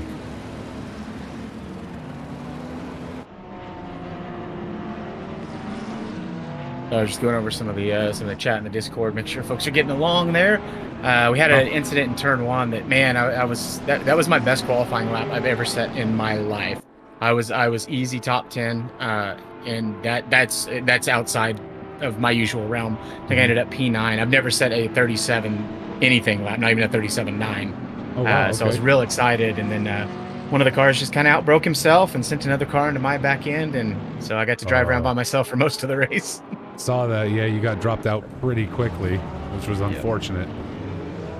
Artem Kudasov, the second Audi out there today. Tobias Gable being the other one. As everyone knows, Box3 Motorsports broadcasts are Audi broadcasts, sponsored by Audi.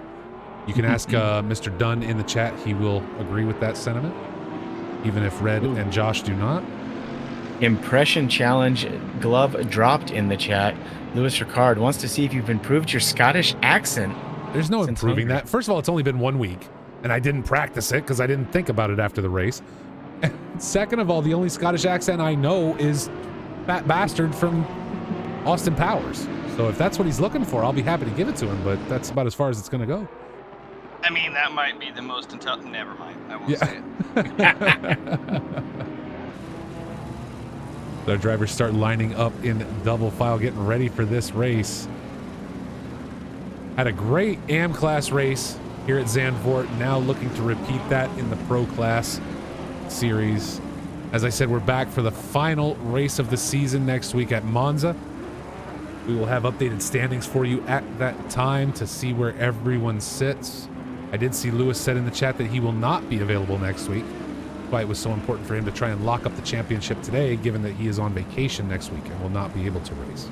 I don't know if we're allowing excused absences. That's going to be a 30-point drop in his points, I think so, right? Yeah, isn't that what Seems we're fair. doing?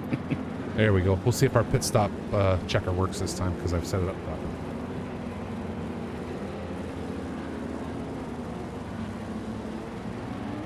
Well, any predictions here, guys? Gray and Greeny up front in the Porsches.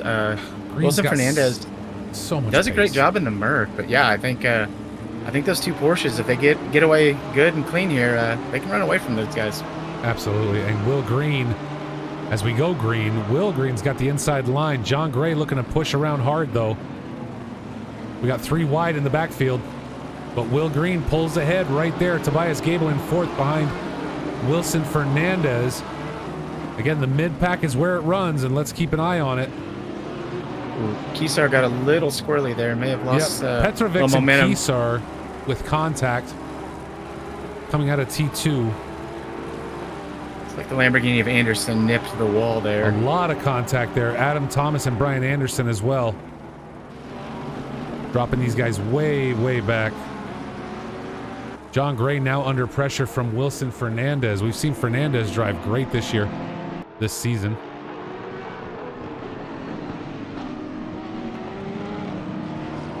But everybody's stacked behind Fernandez. Tobias Gable, Remco Ottens, Anthony Anderson, all right there. Matt Comiskey and Kudasov battling as well. All the way back in the back. Poor DJ is well off the pace of the 969 Porsche. He's got a lot of damage to that front end. May have to come in and get it fixed now because he is struggling just to keep it on track. Oh, wow. Go back and take a look and a quick check on DJ. Yeah, that front end of that car is just mashed, as are the sides, or at least the right-hand side. Looking like it's damaged as well. Artem Kudasov dropping back now behind Nate Lamlin and Adam Thomas.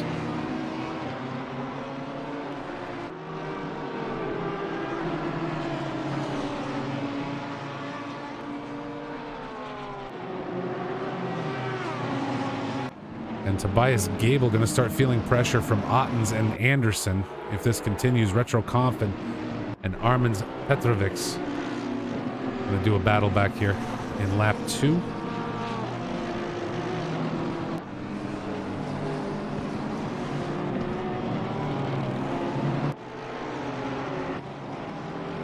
Trying to see if DJ's going to stay out or not. As you said, way off the pace there. Yeah, it's one of those where it's a real balance. But maybe you can find a groove with the car where you can kind of at least try to stay on the lead lap. But you've got another 15 minutes until the pit window opens. That's a big ask. Yeah. That much damage. Nate Lamlin able to clear Adam Thomas and pull up into P13. And Thomas now under pressure from Kudasov.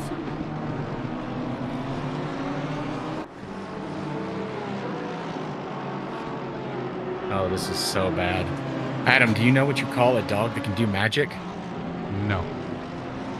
A labracadabrador. Oh my god. So bad. I'm sorry, I had to. I didn't know we allowed dad jokes around here, but whatever works. I had to drop one in as the representative of the dad community. I've got my Dad Force Ones on, the Air Monarch, so I there you tell go. one stupid joke. Remco Ottens tightening right up on the back of Tobias Gable, looking to shoot the inside. Remco's got the angle and able to pull ahead right there over Gable. Remco having a great season so far, has pushed himself to get better and better, and has done so throughout this season. That huge improvement over last season. He was telling me before the last season started that he wasn't even sure he belonged in pro, that he should have been a silver or AM driver. And I think part of that is, that false humility of like, oh, I'm not that good. Yeah. Then you go and smoke everybody. But I mean, he's been up there, running with the top guys all year long. Great move down the inside of Tobias Gable there, gets a good exit and starting to gap him a little bit here. A little bit. He's already stretched that out to almost a full second. Anthony Anderson, though, feeling Andrew Hayes under that back wing.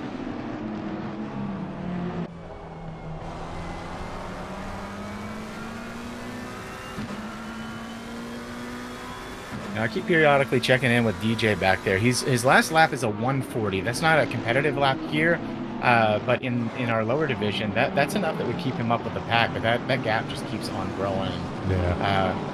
Man, this is a struggle, especially in the car that's so quick around here when it's in one piece. But when it's in one mangled piece, I mean, he might as well be out there in a Cat D6D just pushing dirt around. Yeah, and he's doing his best to try and, see. Oh, and we got, Nate Lamlin off track. Not going to give up spot, but Matt Comiskey under pressure from Kesar, Adam Thomas, and Kudasov coming together right behind them.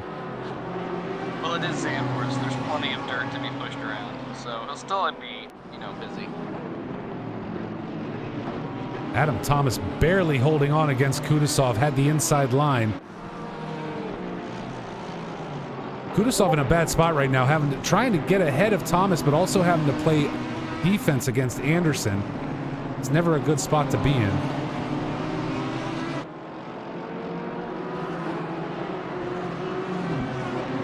It was interesting too. We'll have to keep an eye up front on Wilson Fernandez and Remco Ottens, because Ottens has already closed that gap to within 0.3. It's spread back out a little right now, but we will keep eyes up there.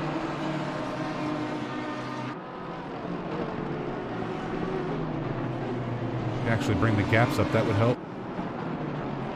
Again, Comiskey under pressure from Kesar.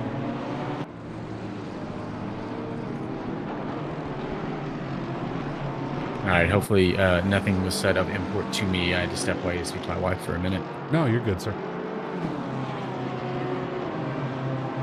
Will Green has opened this up now, 2.3 second gap back to John Gray, but Gray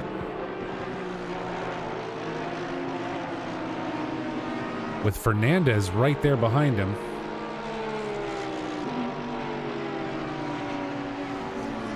Close racing here at Zandvoort. Even across 45 minutes, I got to imagine our drivers, our pro class drivers, are not going to have what do I want to say, a ton of. The track's so short, right? It's just one of those things where it's I don't know. It's these guys aren't going to have time to spread out. Other than Will Green, who's going to pull away with this. But how much of that is Will Green right now, and how much of that is, again, Gray having to play defense against Fernandez and keep things tight? Speaking of tight, back in P13, Nate Lamlin is absolutely hustling Rob Kesar right now. It's harassing him, poking a nose here, going up behind him, and it's kind of cool to watch him be able to race this close, because I guarantee I would have made a mistake and sent it in the wall by now, or punted Rob and had to apologize. But yeah, and that was the thing in the other race. I was on board with Terrell Sainz Taylor, who had some other stuff going on. We were chatting back and forth, and all of a sudden you realize, oh, there's only 5 minutes left in this race, because these laps just go so quick and hard and fast. It's not the longest circuit, but it's not the shortest. But 97 to 100 seconds per lap. They rattle them off pretty quick. We were estimating 180 laps yesterday in the 6 hour, assuming we were going to have some mistakes here and there, and we ended up doing over 200 laps yesterday as a team. Wow. So right there, Rob Kesar able to get ahead of Matt Comiskey. Question is whether he's going to hold it. Oh, no! Push there on Comiskey from Lamlin. And now these guys are all bunched up. Comiskey and Lamlin come to blows. Kudasov able to get around Thomas in this mix-up. And now Kudasov wants to take position from Lamlin if he can. Rob Kesar, the clear winner of all that, able to get away clean before contact was made.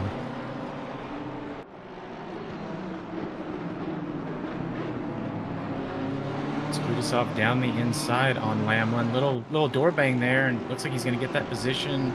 No, not quite. The BMW holds on. Oh, and another push. Oh, no. Into the wall. And Lamlin off into the wall hard from Kudasov.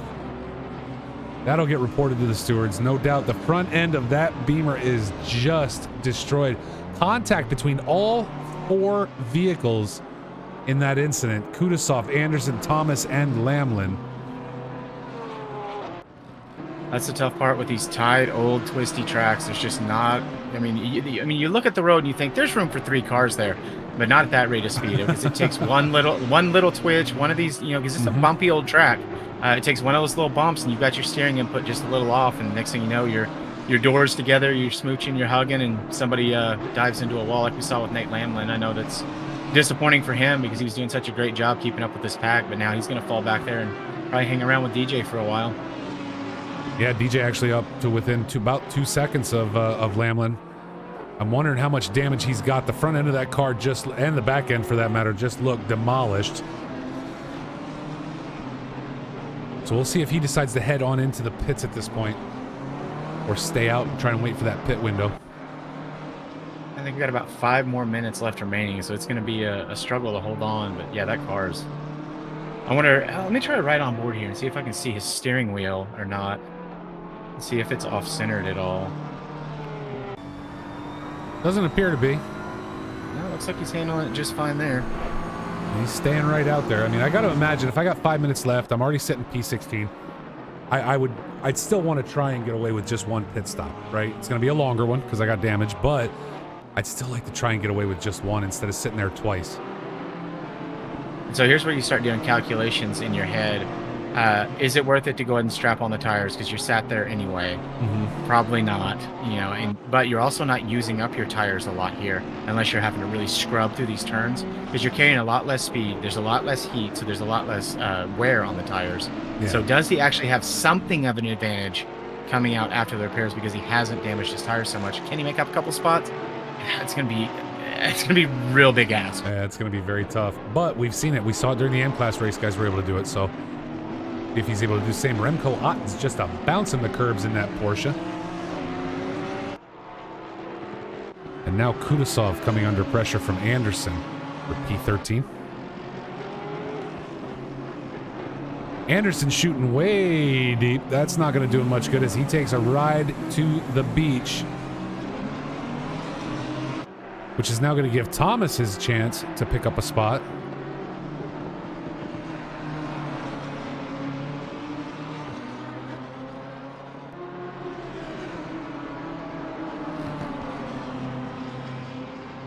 And Thomas coming out of that last corner with a lot more speed to carry forward, able to take up P14 from Brian Anderson. DJ now has closed, and just right there behind him has now passed Nate Lamlin to take up P16. So DJ, even with all his damage, able to make up a spot so far. Yep, so in the battle of the damaged machines, DJ ahead.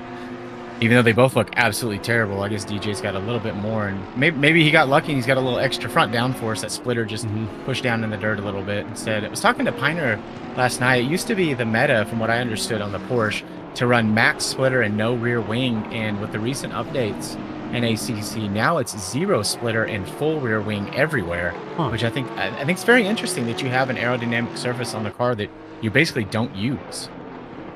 Yeah, no kidding. It seems odd to me. It seems like it would be very important, especially towards the end of a stint because the Porsche having the fuel tank in the front starts to get light, starts to lift up a little bit.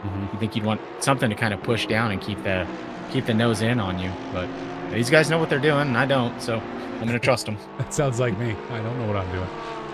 John Gray now feeling it from Wilson Fernandez.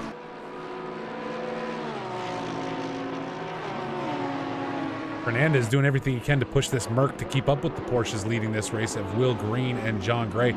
Will Green at this point just running away with it now, a 5-second gap back to Gray. But still plenty of battles, right? You see right there in the back behind this, Remco Otten's feeling pressure from Tobias Gable. Interesting of note, I was watching the times as they come across. They both sat the exact same lap time. It was a 36.307, which was also the exact same lap time I believe that Will Green just set. So these guys keeping up with Will Green's pace. John Gray, the one with the John Gray with a 137.125 on his last lap. So we'll see if these guys are able to close up on him relatively quickly. Fernandez especially, or I'm sorry, yeah, Fernandez especially is already there, but the point being is, you know, even Otten's and TG behind him are setting those 136s. And what are the odds that a third of the way into the race, 3 cars in the top 5 set the exact to the 1,000th of a second time? That's borderline miraculous. And so I'm gonna have to wonder if there's something up with our German engineering teams. There's something that needs to be investigated here. I don't know. They're cheating. That's what it is. Clearly. They have a cord. They have a cord hooked to Will Green, and he's just towing him along. Just dragging him around. Yep. Like, boys, just don't hit the brakes. Just turn when you need to. Wow, Will goes faster that time, 35.8 on that lap. So I wonder if he's pushing, knowing the pit window's about to open, and is going to consider this his in lap. Thinks he's going to be able to cover off. Oh, and not there worried we about go. the overcut. Wilson Fernandez now taking up spot, but there was a little contact there. A little bump between John Gray and Fernandez, but John Gray taking it back. However, that all brought in Remco Ottens and Tobias Gable are now going to join into a four-way battle. As you said, we head into this pit window.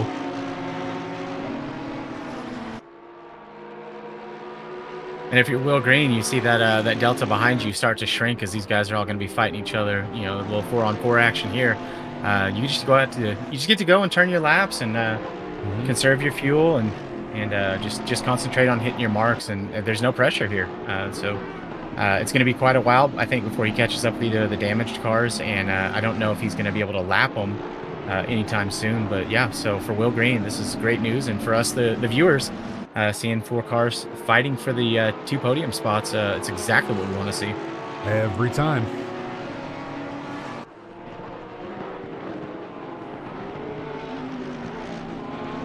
Tobias Gable still able to hang with Remco Ottens. Ottens was able to make the pass relatively easily earlier in the race, but since then, Gable has not given up a ton of time here. We see a little rubber banding, depending on which section of the track they're on, but for the most part, he has held tight to Ottens this entire race so far.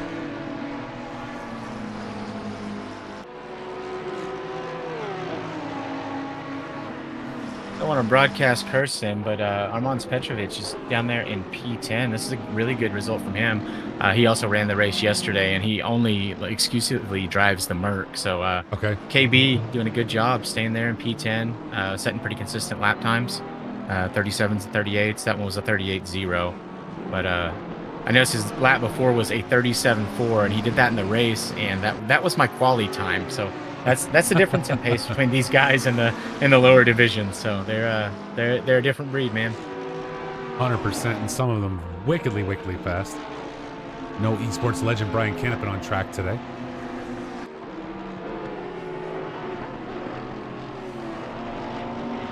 But let's not discount John Gray. A 136 flat was his fastest so far. His last a 137.3, which is what is allowing Will Green to open up that gap. This group up front keeps battling like this. The McLarens are going to get into the fight with them too. We've got Haynes and Anderson slowly catching up to them. So that's going to put 6 cars there fighting for those podium positions, potentially all bunched up together. Just kind of depends on who wants to stay out and try to get track position versus who wants to try the undercut here. So what's your option? Are you going to look for that undercut, or are you going to stay out? Open finally. I was way off on that. So inside the 10-minute mark here, drivers have to come in and at least get 1 liter of fuel. No tire change necessary. And going to see what strategies everybody goes with. Will Green just missed it as he went by. So first one into the pits looks like it's going to be Tobias Gable. Yep, Tobias diving into the pits now. TG going for the undercut. Everyone else so far staying out. So Tobias Gable drops all the way down to P10 as it sits currently. Rob Keesar's going to get that spot. So TG will drop a couple more spots here. And if you're the guys in the back, Lamlin and DJ, you got to come in. You cannot wait. And it's going to feel like a brand new car. That car's going to come alive, and they're going to feel awesome. But it's going to be very difficult to make up any spots here. Matt Kaminsky and Artem Kudasov battling now.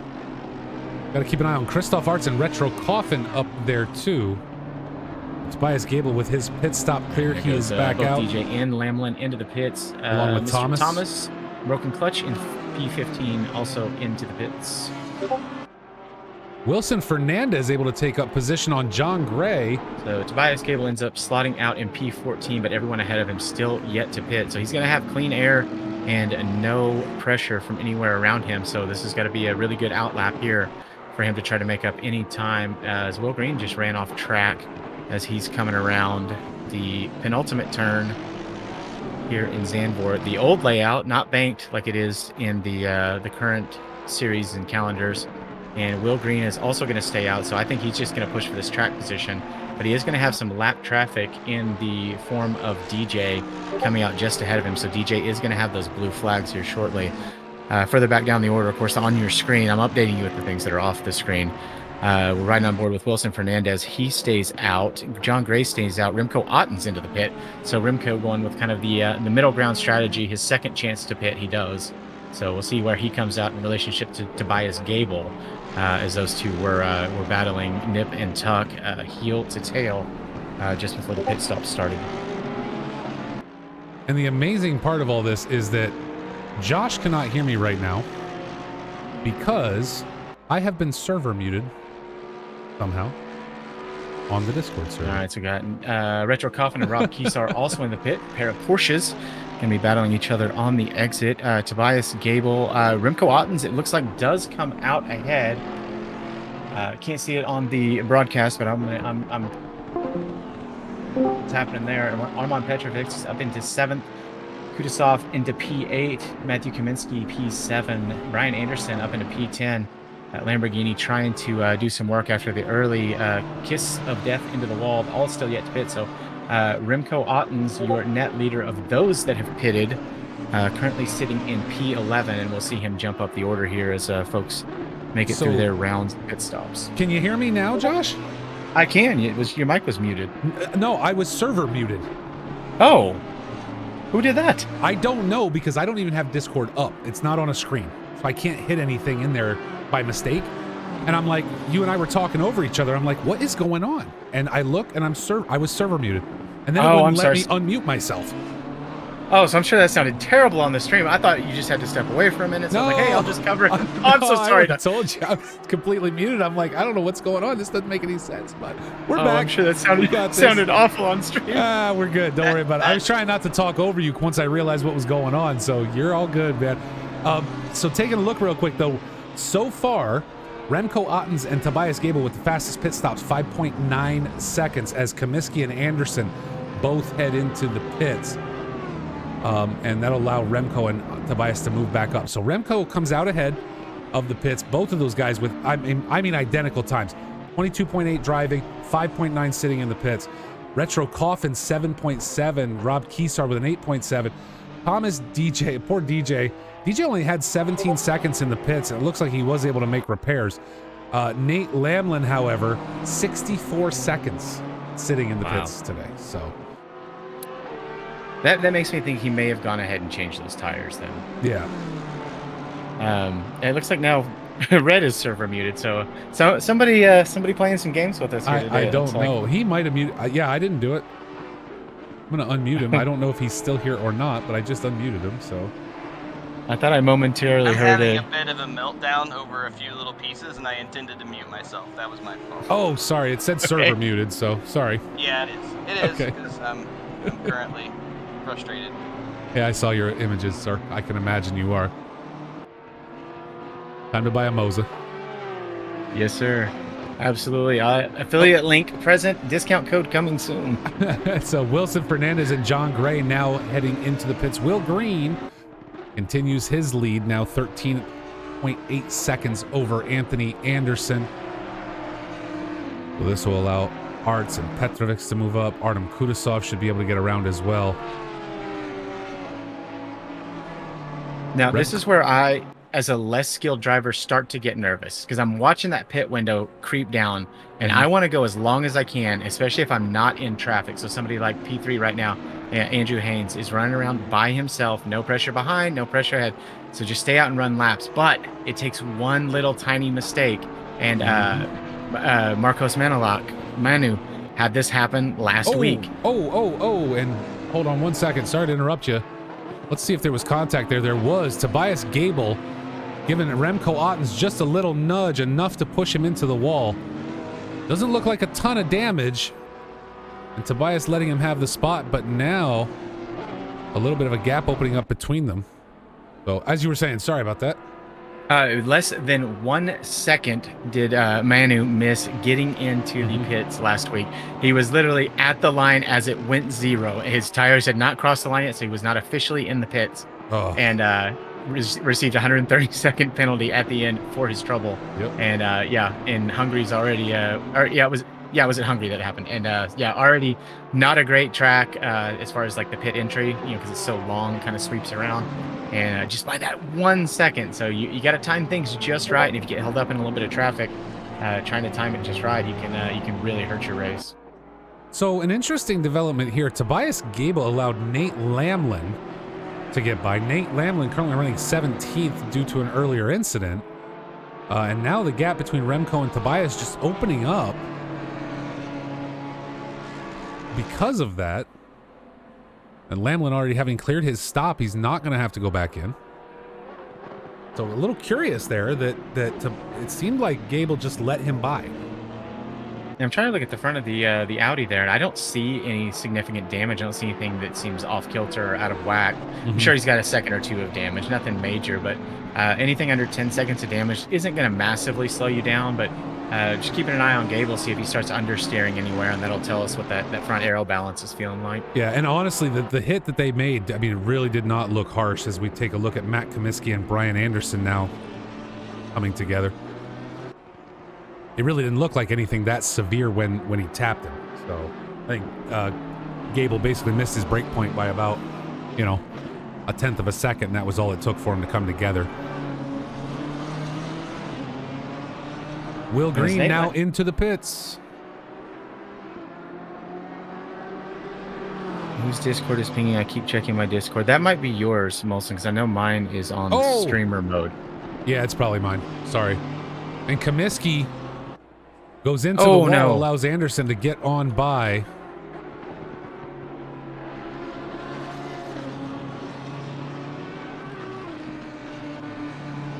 Hopefully that's not big damage to the BMW since he has already stopped. The top five, four of the top five yet to pit, all into the pits now. So Anderson, Haynes, Arts, and Petrovic is all in now. And we'll see if the gamble of going long paid off for those guys. They certainly couldn't have waited one more lap, so this was the very last opportunity for them to safely make the pit stop and not receive that 130-second penalty at the end of the race. 100%. So let's take a look. Will Green, 7.7 seconds in the pit, able to come out well on and clear, but Remco Ottens now takes up P2 as all of our pit stops have finally finished out. Haynes, Fernandez, and John Gray coming together.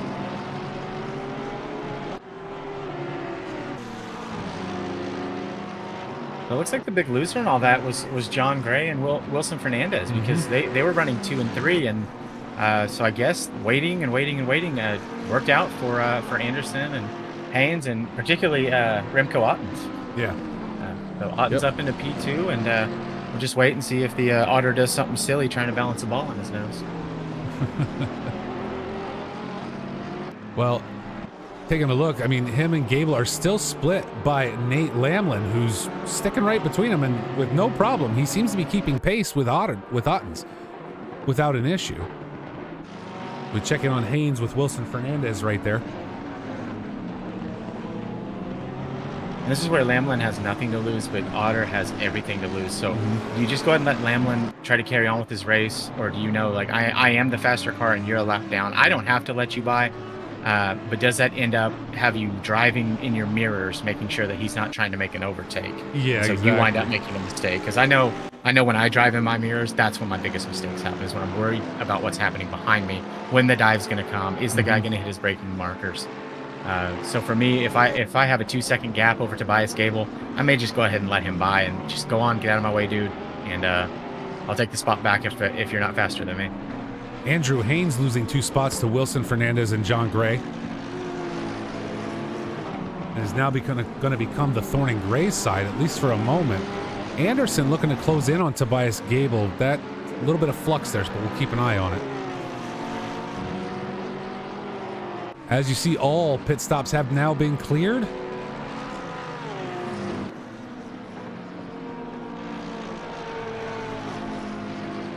Will Green with a 12-second advantage over Remco Ottens, and Ottens yellow flagged. Off into the Toolies he goes, losing 2 spots to Anderson and Gable now. We're going to jump back 30 seconds. It's a long time, but we want to see if anything happened here, or specifically what happened.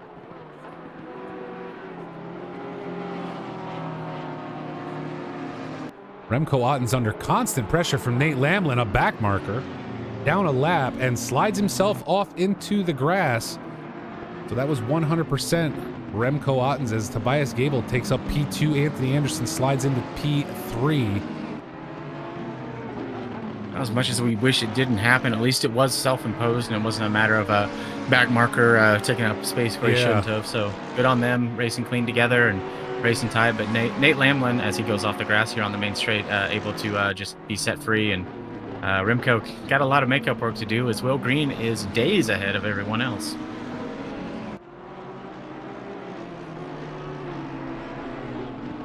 Tobias Gable not going to have any opportunity right now to close any sort of gap, as he has Anthony Anderson right there looking towards the inside. He's able to close the door on him just in time.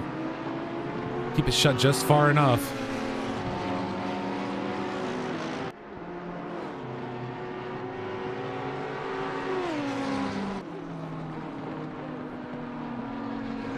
Tobias having a great race.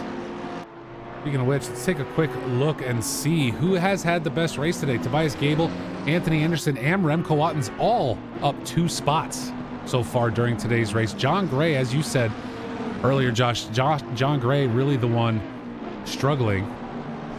As now like we got Otter off again. Struggles again, allowing now Same Fernandez turn. and Gray to get by. Same term caught him out twice, so maybe third time's the charm. He'll learn the lesson that next time around. But man, all the way down to P6 from what would have been a guaranteed podium if he would have been able to keep it clean, and that's disappointing. And sometimes as a driver, you get so frustrated now, you start to drive angry and you overdrive the car, and you forget that the tires are still a little bit hot from the last lap, because it can take sometimes 2-3 laps for the tires to get back into their normal operating range if you've had a big slide. And so Otter's got to be careful to keep his emotions in check here, and it's damage mitigation at this point. Yeah. Hold on to that spot. He qualified 6th. He's currently sitting in 6th. Hasn't lost anything yet, but certainly hasn't won anything either. Gable and Anderson so far are the big winners today, and those two doing battle, as Fernandez and Gray will look to see if we're going to have some kind of fight. John Gray, no doubt, wanting to get back up there. And now, as we watch this battle, let's take a look back at Retro Coffin and Christoph Arts.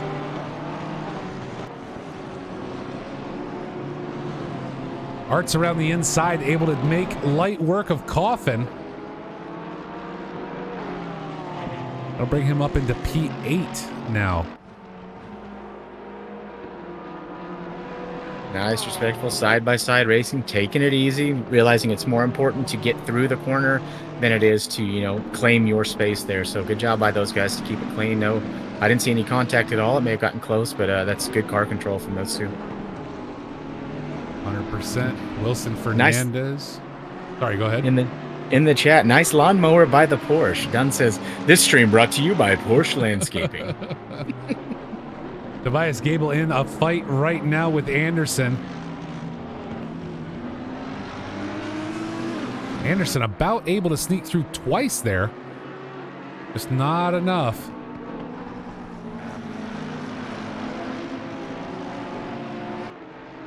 Good to see Ando up there fighting for podiums again. I mentioned I think the last time you and I were in the booth together, as I've found ways to make myself way more busy than I should be on Sundays. Was the first race of the season, and or maybe it was at Laguna Seca, but I mentioned that it was kind of surprising to see Ando further down the order. He was like P8, P9, and kind of just stayed there the whole race. And so this is the stuff that I expect when I see Anthony Anderson out on track. I know that he has this kind of pace. Granted, other guys have had issues and stuff, but this is what he's capable of. He's a really solid driver, real excitable young guy, but he's a joy to be around. He's another guy that's helping out a lot and behind the scenes in Box 3. So that's kind of the stuff we love to see. We love to see him do well on track, but also helping folks in the background. Absolutely. One of the better folks to talk to over there on the Discord. Anderson now joined by Fernandez and John Gray. So with just about 11 minutes left to go, we are going to have a battle right to the end of this race. It may not be for P1, but we're still going to have fun with it, as these guys all keeping within 1 second of each other. And that's true throughout this whole race. I mean, if we look at Christoph Arts, Retro Coffin, Armin's Petrovics back for 8, 9, and 10. We've got Comiskey, Thomas, and Kudasov even further back for 13, 14, 15. These guys are doing a lot of close racing today. Looks like Anderson took just a little bit too much of that inside sausage curb and lost some on the exit. So Gable's made a little bit of a gap here, and so there's going to be a lot more pressure from Fernandez. Now, I don't really know about the bop on this track for the Mercedes and the McLaren, but I think the Mercedes has a little more straight line speed. So we're going to see if he can get anything done going into T1. I don't think there's enough track to make it happen, but Fernandez may start kind of poking out there and letting Nando know I'm here and I'm coming. That's the hard part about this track, right? There are no super long straights where if you're in a Bentley or if, like you said in that Merc, where you've got that straight line speed, you don't really get a chance to flaunt it. There's just not a lot of opportunity there.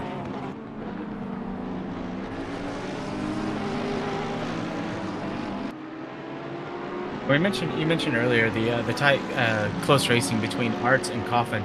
Those two are actually in a different class, even though they're same here. One's pro and one's silver, and that shows you how tight the gap is getting between all of our classes. Where just because you're a silver driver doesn't mean you don't have pro pace. And again, It can vary track to track. Guys have great tracks, and there may be a time that you see a silver driver, smoke half of the pro drivers. But that's the idea, is that we want mixed class, but not so mixed that it's obvious who belongs where all the silvers are half a lap or a lap down, and all the pros are just running their laps past everybody over and over again. So it's really cool to see a guy like Retro Coffin up there in the top 10 when his flag, his little red flag there, says that he should be further back. Nope, doing a great job. Now we see Anderson has tightened back up on Gable and then goes into the grass enough to where, are we going to have an opportunity for Fernandez to move up as he shoots around the inside? A little bit of a door bang, but Fernandez able to take position up on Anderson. Tobias Gable getting a little bit of a reprieve, a bit of a breather from this battle he's been having. And now Anderson going to have to worry about John Gray right there as well. Oh, and a push. Wilson Fernandez getting knocked around, losing that position to Anderson and Gray. Anderson pushing Fernandez out of the way. Looked like for a moment they were going to try to go 3 wide through turn 1. That was never going to work. So unfortunate contact there if you're Mr. Fernandez, but if you're Anthony Anderson, you get to recover a little bit from your mistake by making a tiny little mistake there, bumping Fernandez. Not going to say who is or isn't at fault, but unfortunate for Mr. Fernandez. He's driven a pretty great race here. Let's go back again and check on Comiskey and Kudasov. These guys have battled back and forth while we were locked up front. Kudasov going to look to take that out of the inside, and more door banging as Comiskey uses the weight of that BMW to just tell Kudasov, not today, sir. It's not happening. A friendly little hip check, just let you know this is my space. You stay over there. I'm still here. Mind your business. Whelpcakes in the chat says, I think the start finish is long enough. I think he means long, it's just big enough. You just can't build the car for straight line speed. Absolutely, this is a max swing track. This is a max downforce track. It's so technical through the center sections, especially as you enter into the end of sector 2 and through sector 3. Like, you have to have that downforce, so you can't just build a super twitchy rocket ship of a car. And he says you need to maximize the final corner to make the most before turn 1. That's absolutely right. That exit out of turn, I believe it's 15, and then into 16, which is basically flat. You got to be able to carry so much speed there to maximize that for any kind of overtaking. But even then, these guys all know that, and they've all built their setups towards that, and so they're all of the same mind as far as that goes. So it comes down to the car at that point. And the driver. And, well, yes, the driver and their inputs, obviously. But yeah, just if you can get that extra tenth of a second out of that final exit, it translates to huge speed as you come up to that braking zone at the 100-meter board.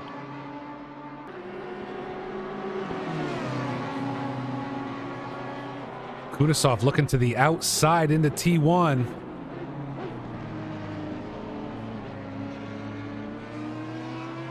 Not enough, but Comiskey having to fight for it every lap now. Gray and Anderson coming back together up front.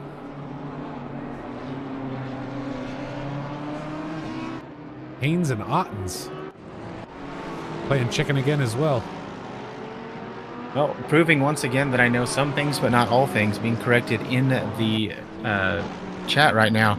Lewis Ricard said he was running 3.4 on his rear wing, and Weltcake says they built the Lambo for an 8.9 wing yesterday. So not max wing for either of those cars, but those guys are much more precise, quick drivers than me. So for me, it's definitely always a max downforce on a track like this. But so they're telling us basically a lower rear wing can work as who was that? John Gray went off the track. John Gray dipping a toe into the grass allows Wilson Fernandez now to get around. So Fernandez getting on the back of Anthony Anderson. Tobias Gable, again, really the winner out of that battle earlier, as he's now got a 3.5 second gap. And much like Will Green, able to just drive his race, maintain, and hold on for P2, a P2 finish today. Yeah, great drive from Tobias Gable. He had that little bump earlier, had a little bump with Will Green in qualifying, but other than that, just a great race, and TG just making that Audi sing right now.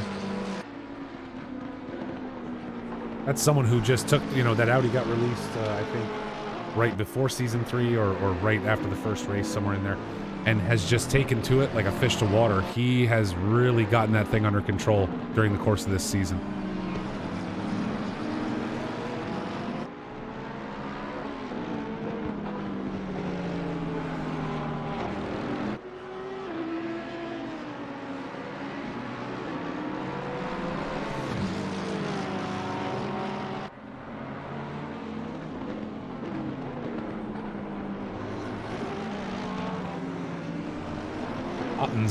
And Andrew Haynes, Christoph Art's right there with him as well. We've got Ottens just creating a traffic jam behind him. Looks like he's a little off pace. His best a 137 flat today. His last a 138.3. Wonder if that's the frustration of those, going off the track those 2 times and now trying to play safe for the rest of this race and just try and hold on to that P6. Because I didn't see enough of. That was a 39 flat on that one. That's getting into my pace territory. So he is well off what he's capable of by more than 2 seconds. The 2 little spins in the grass, I don't think quite enough to flat spot the tires. But wonder if maybe he was just dealing with a little graining from losing some pressure and temperature with those offs. So far, not helping him though. Again, Haynes right there along with Christoph Artz, looking to tighten up, and not that far back is Retro Coffin going to join this fray as well. Kudasov and Comiskey side by side down the straight, and Kudasov this time able to get the inside line into T1. We saw this 2 laps ago. We'll see how long Kudasov is able to hold on to this.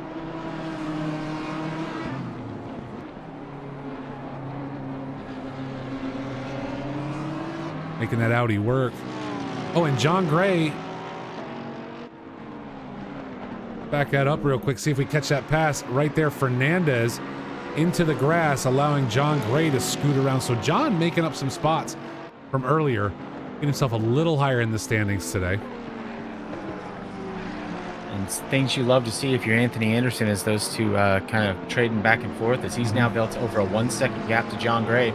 And 1.5 seconds to Fernandez, who goes into the grass there on the main straight as well. So Anthony Anderson got a little bit of a gap. He's just got to focus and make sure it's exits and apexes now. Just keep it smooth to the end, and you're on for a podium, Ando. Yeah, I see him. 2 minutes left to go. I don't see him catching Gable with a 4 second gap. But certainly nice to get him up there, and again, like you said, to that podium spot today. If we take a look at position deltas, Gable and Anderson are big gainers, along with Adam Thomas further down, gaining 3 spots today.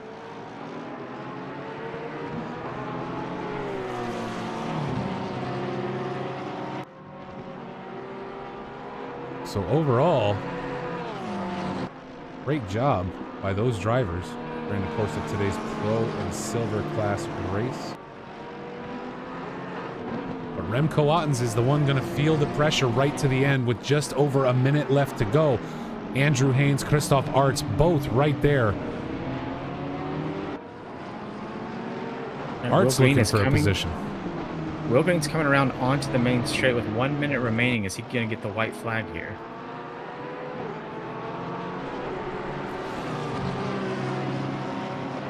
Andrew Haynes able to just barely hold on against Christoph Artz. Retro Coffin there looking to take advantage of this battle if he can.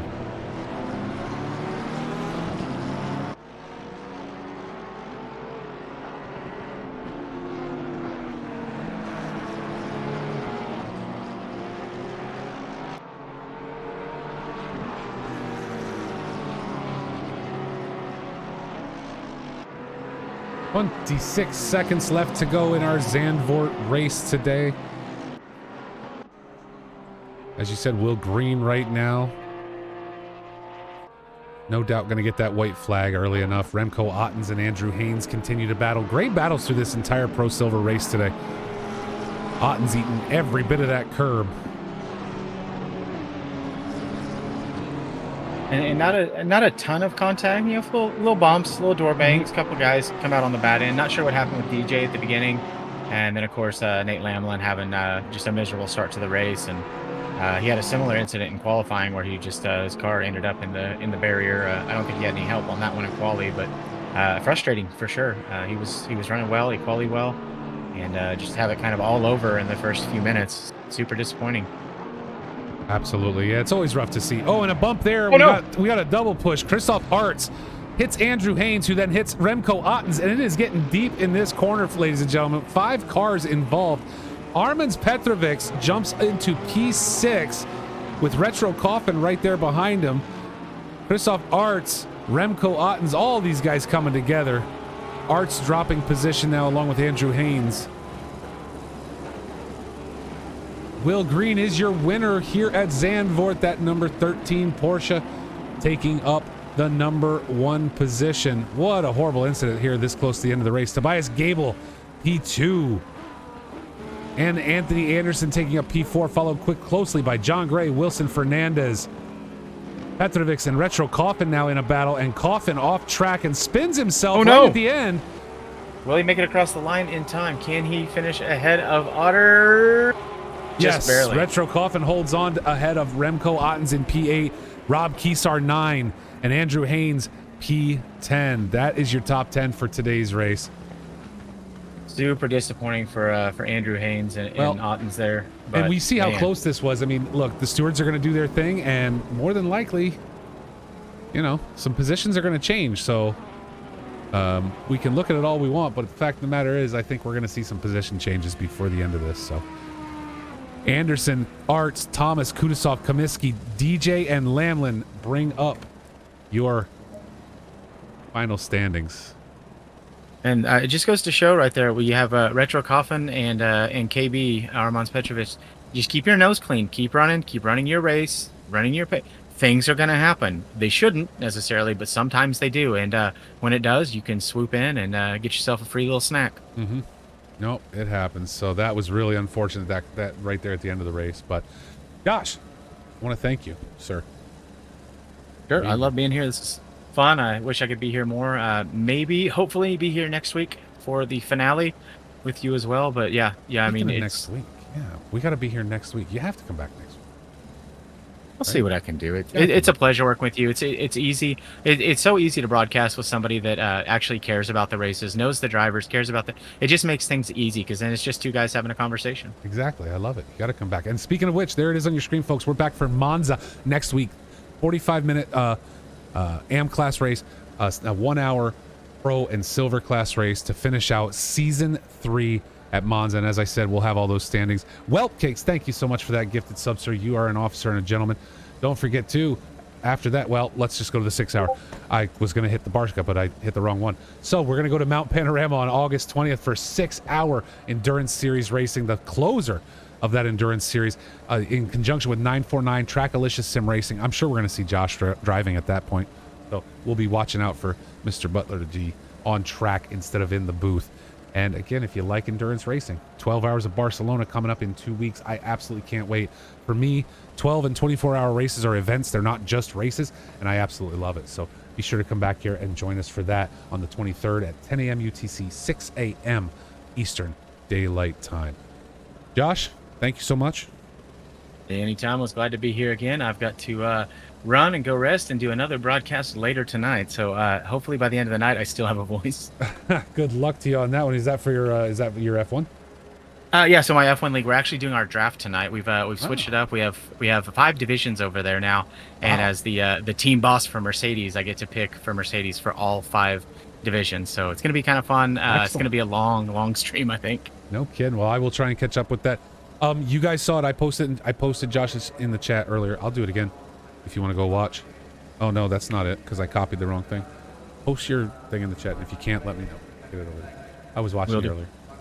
But everybody go check out Josh Butler on Twitch. He's a lot of fun to listen to. Much more fun than I am. So back next week for Monza, ladies and gentlemen. Again, thank you so much for being here. My name is Adam Thursby. He's Josh Butler. Thank you to Red Ryder as well, who was here earlier and then got really frustrated, and I know why. And I can appreciate why he's upset. But again, you guys have a great week, and come back next week and check it all out for us. Thank you so much, ladies and gentlemen. We'll be back.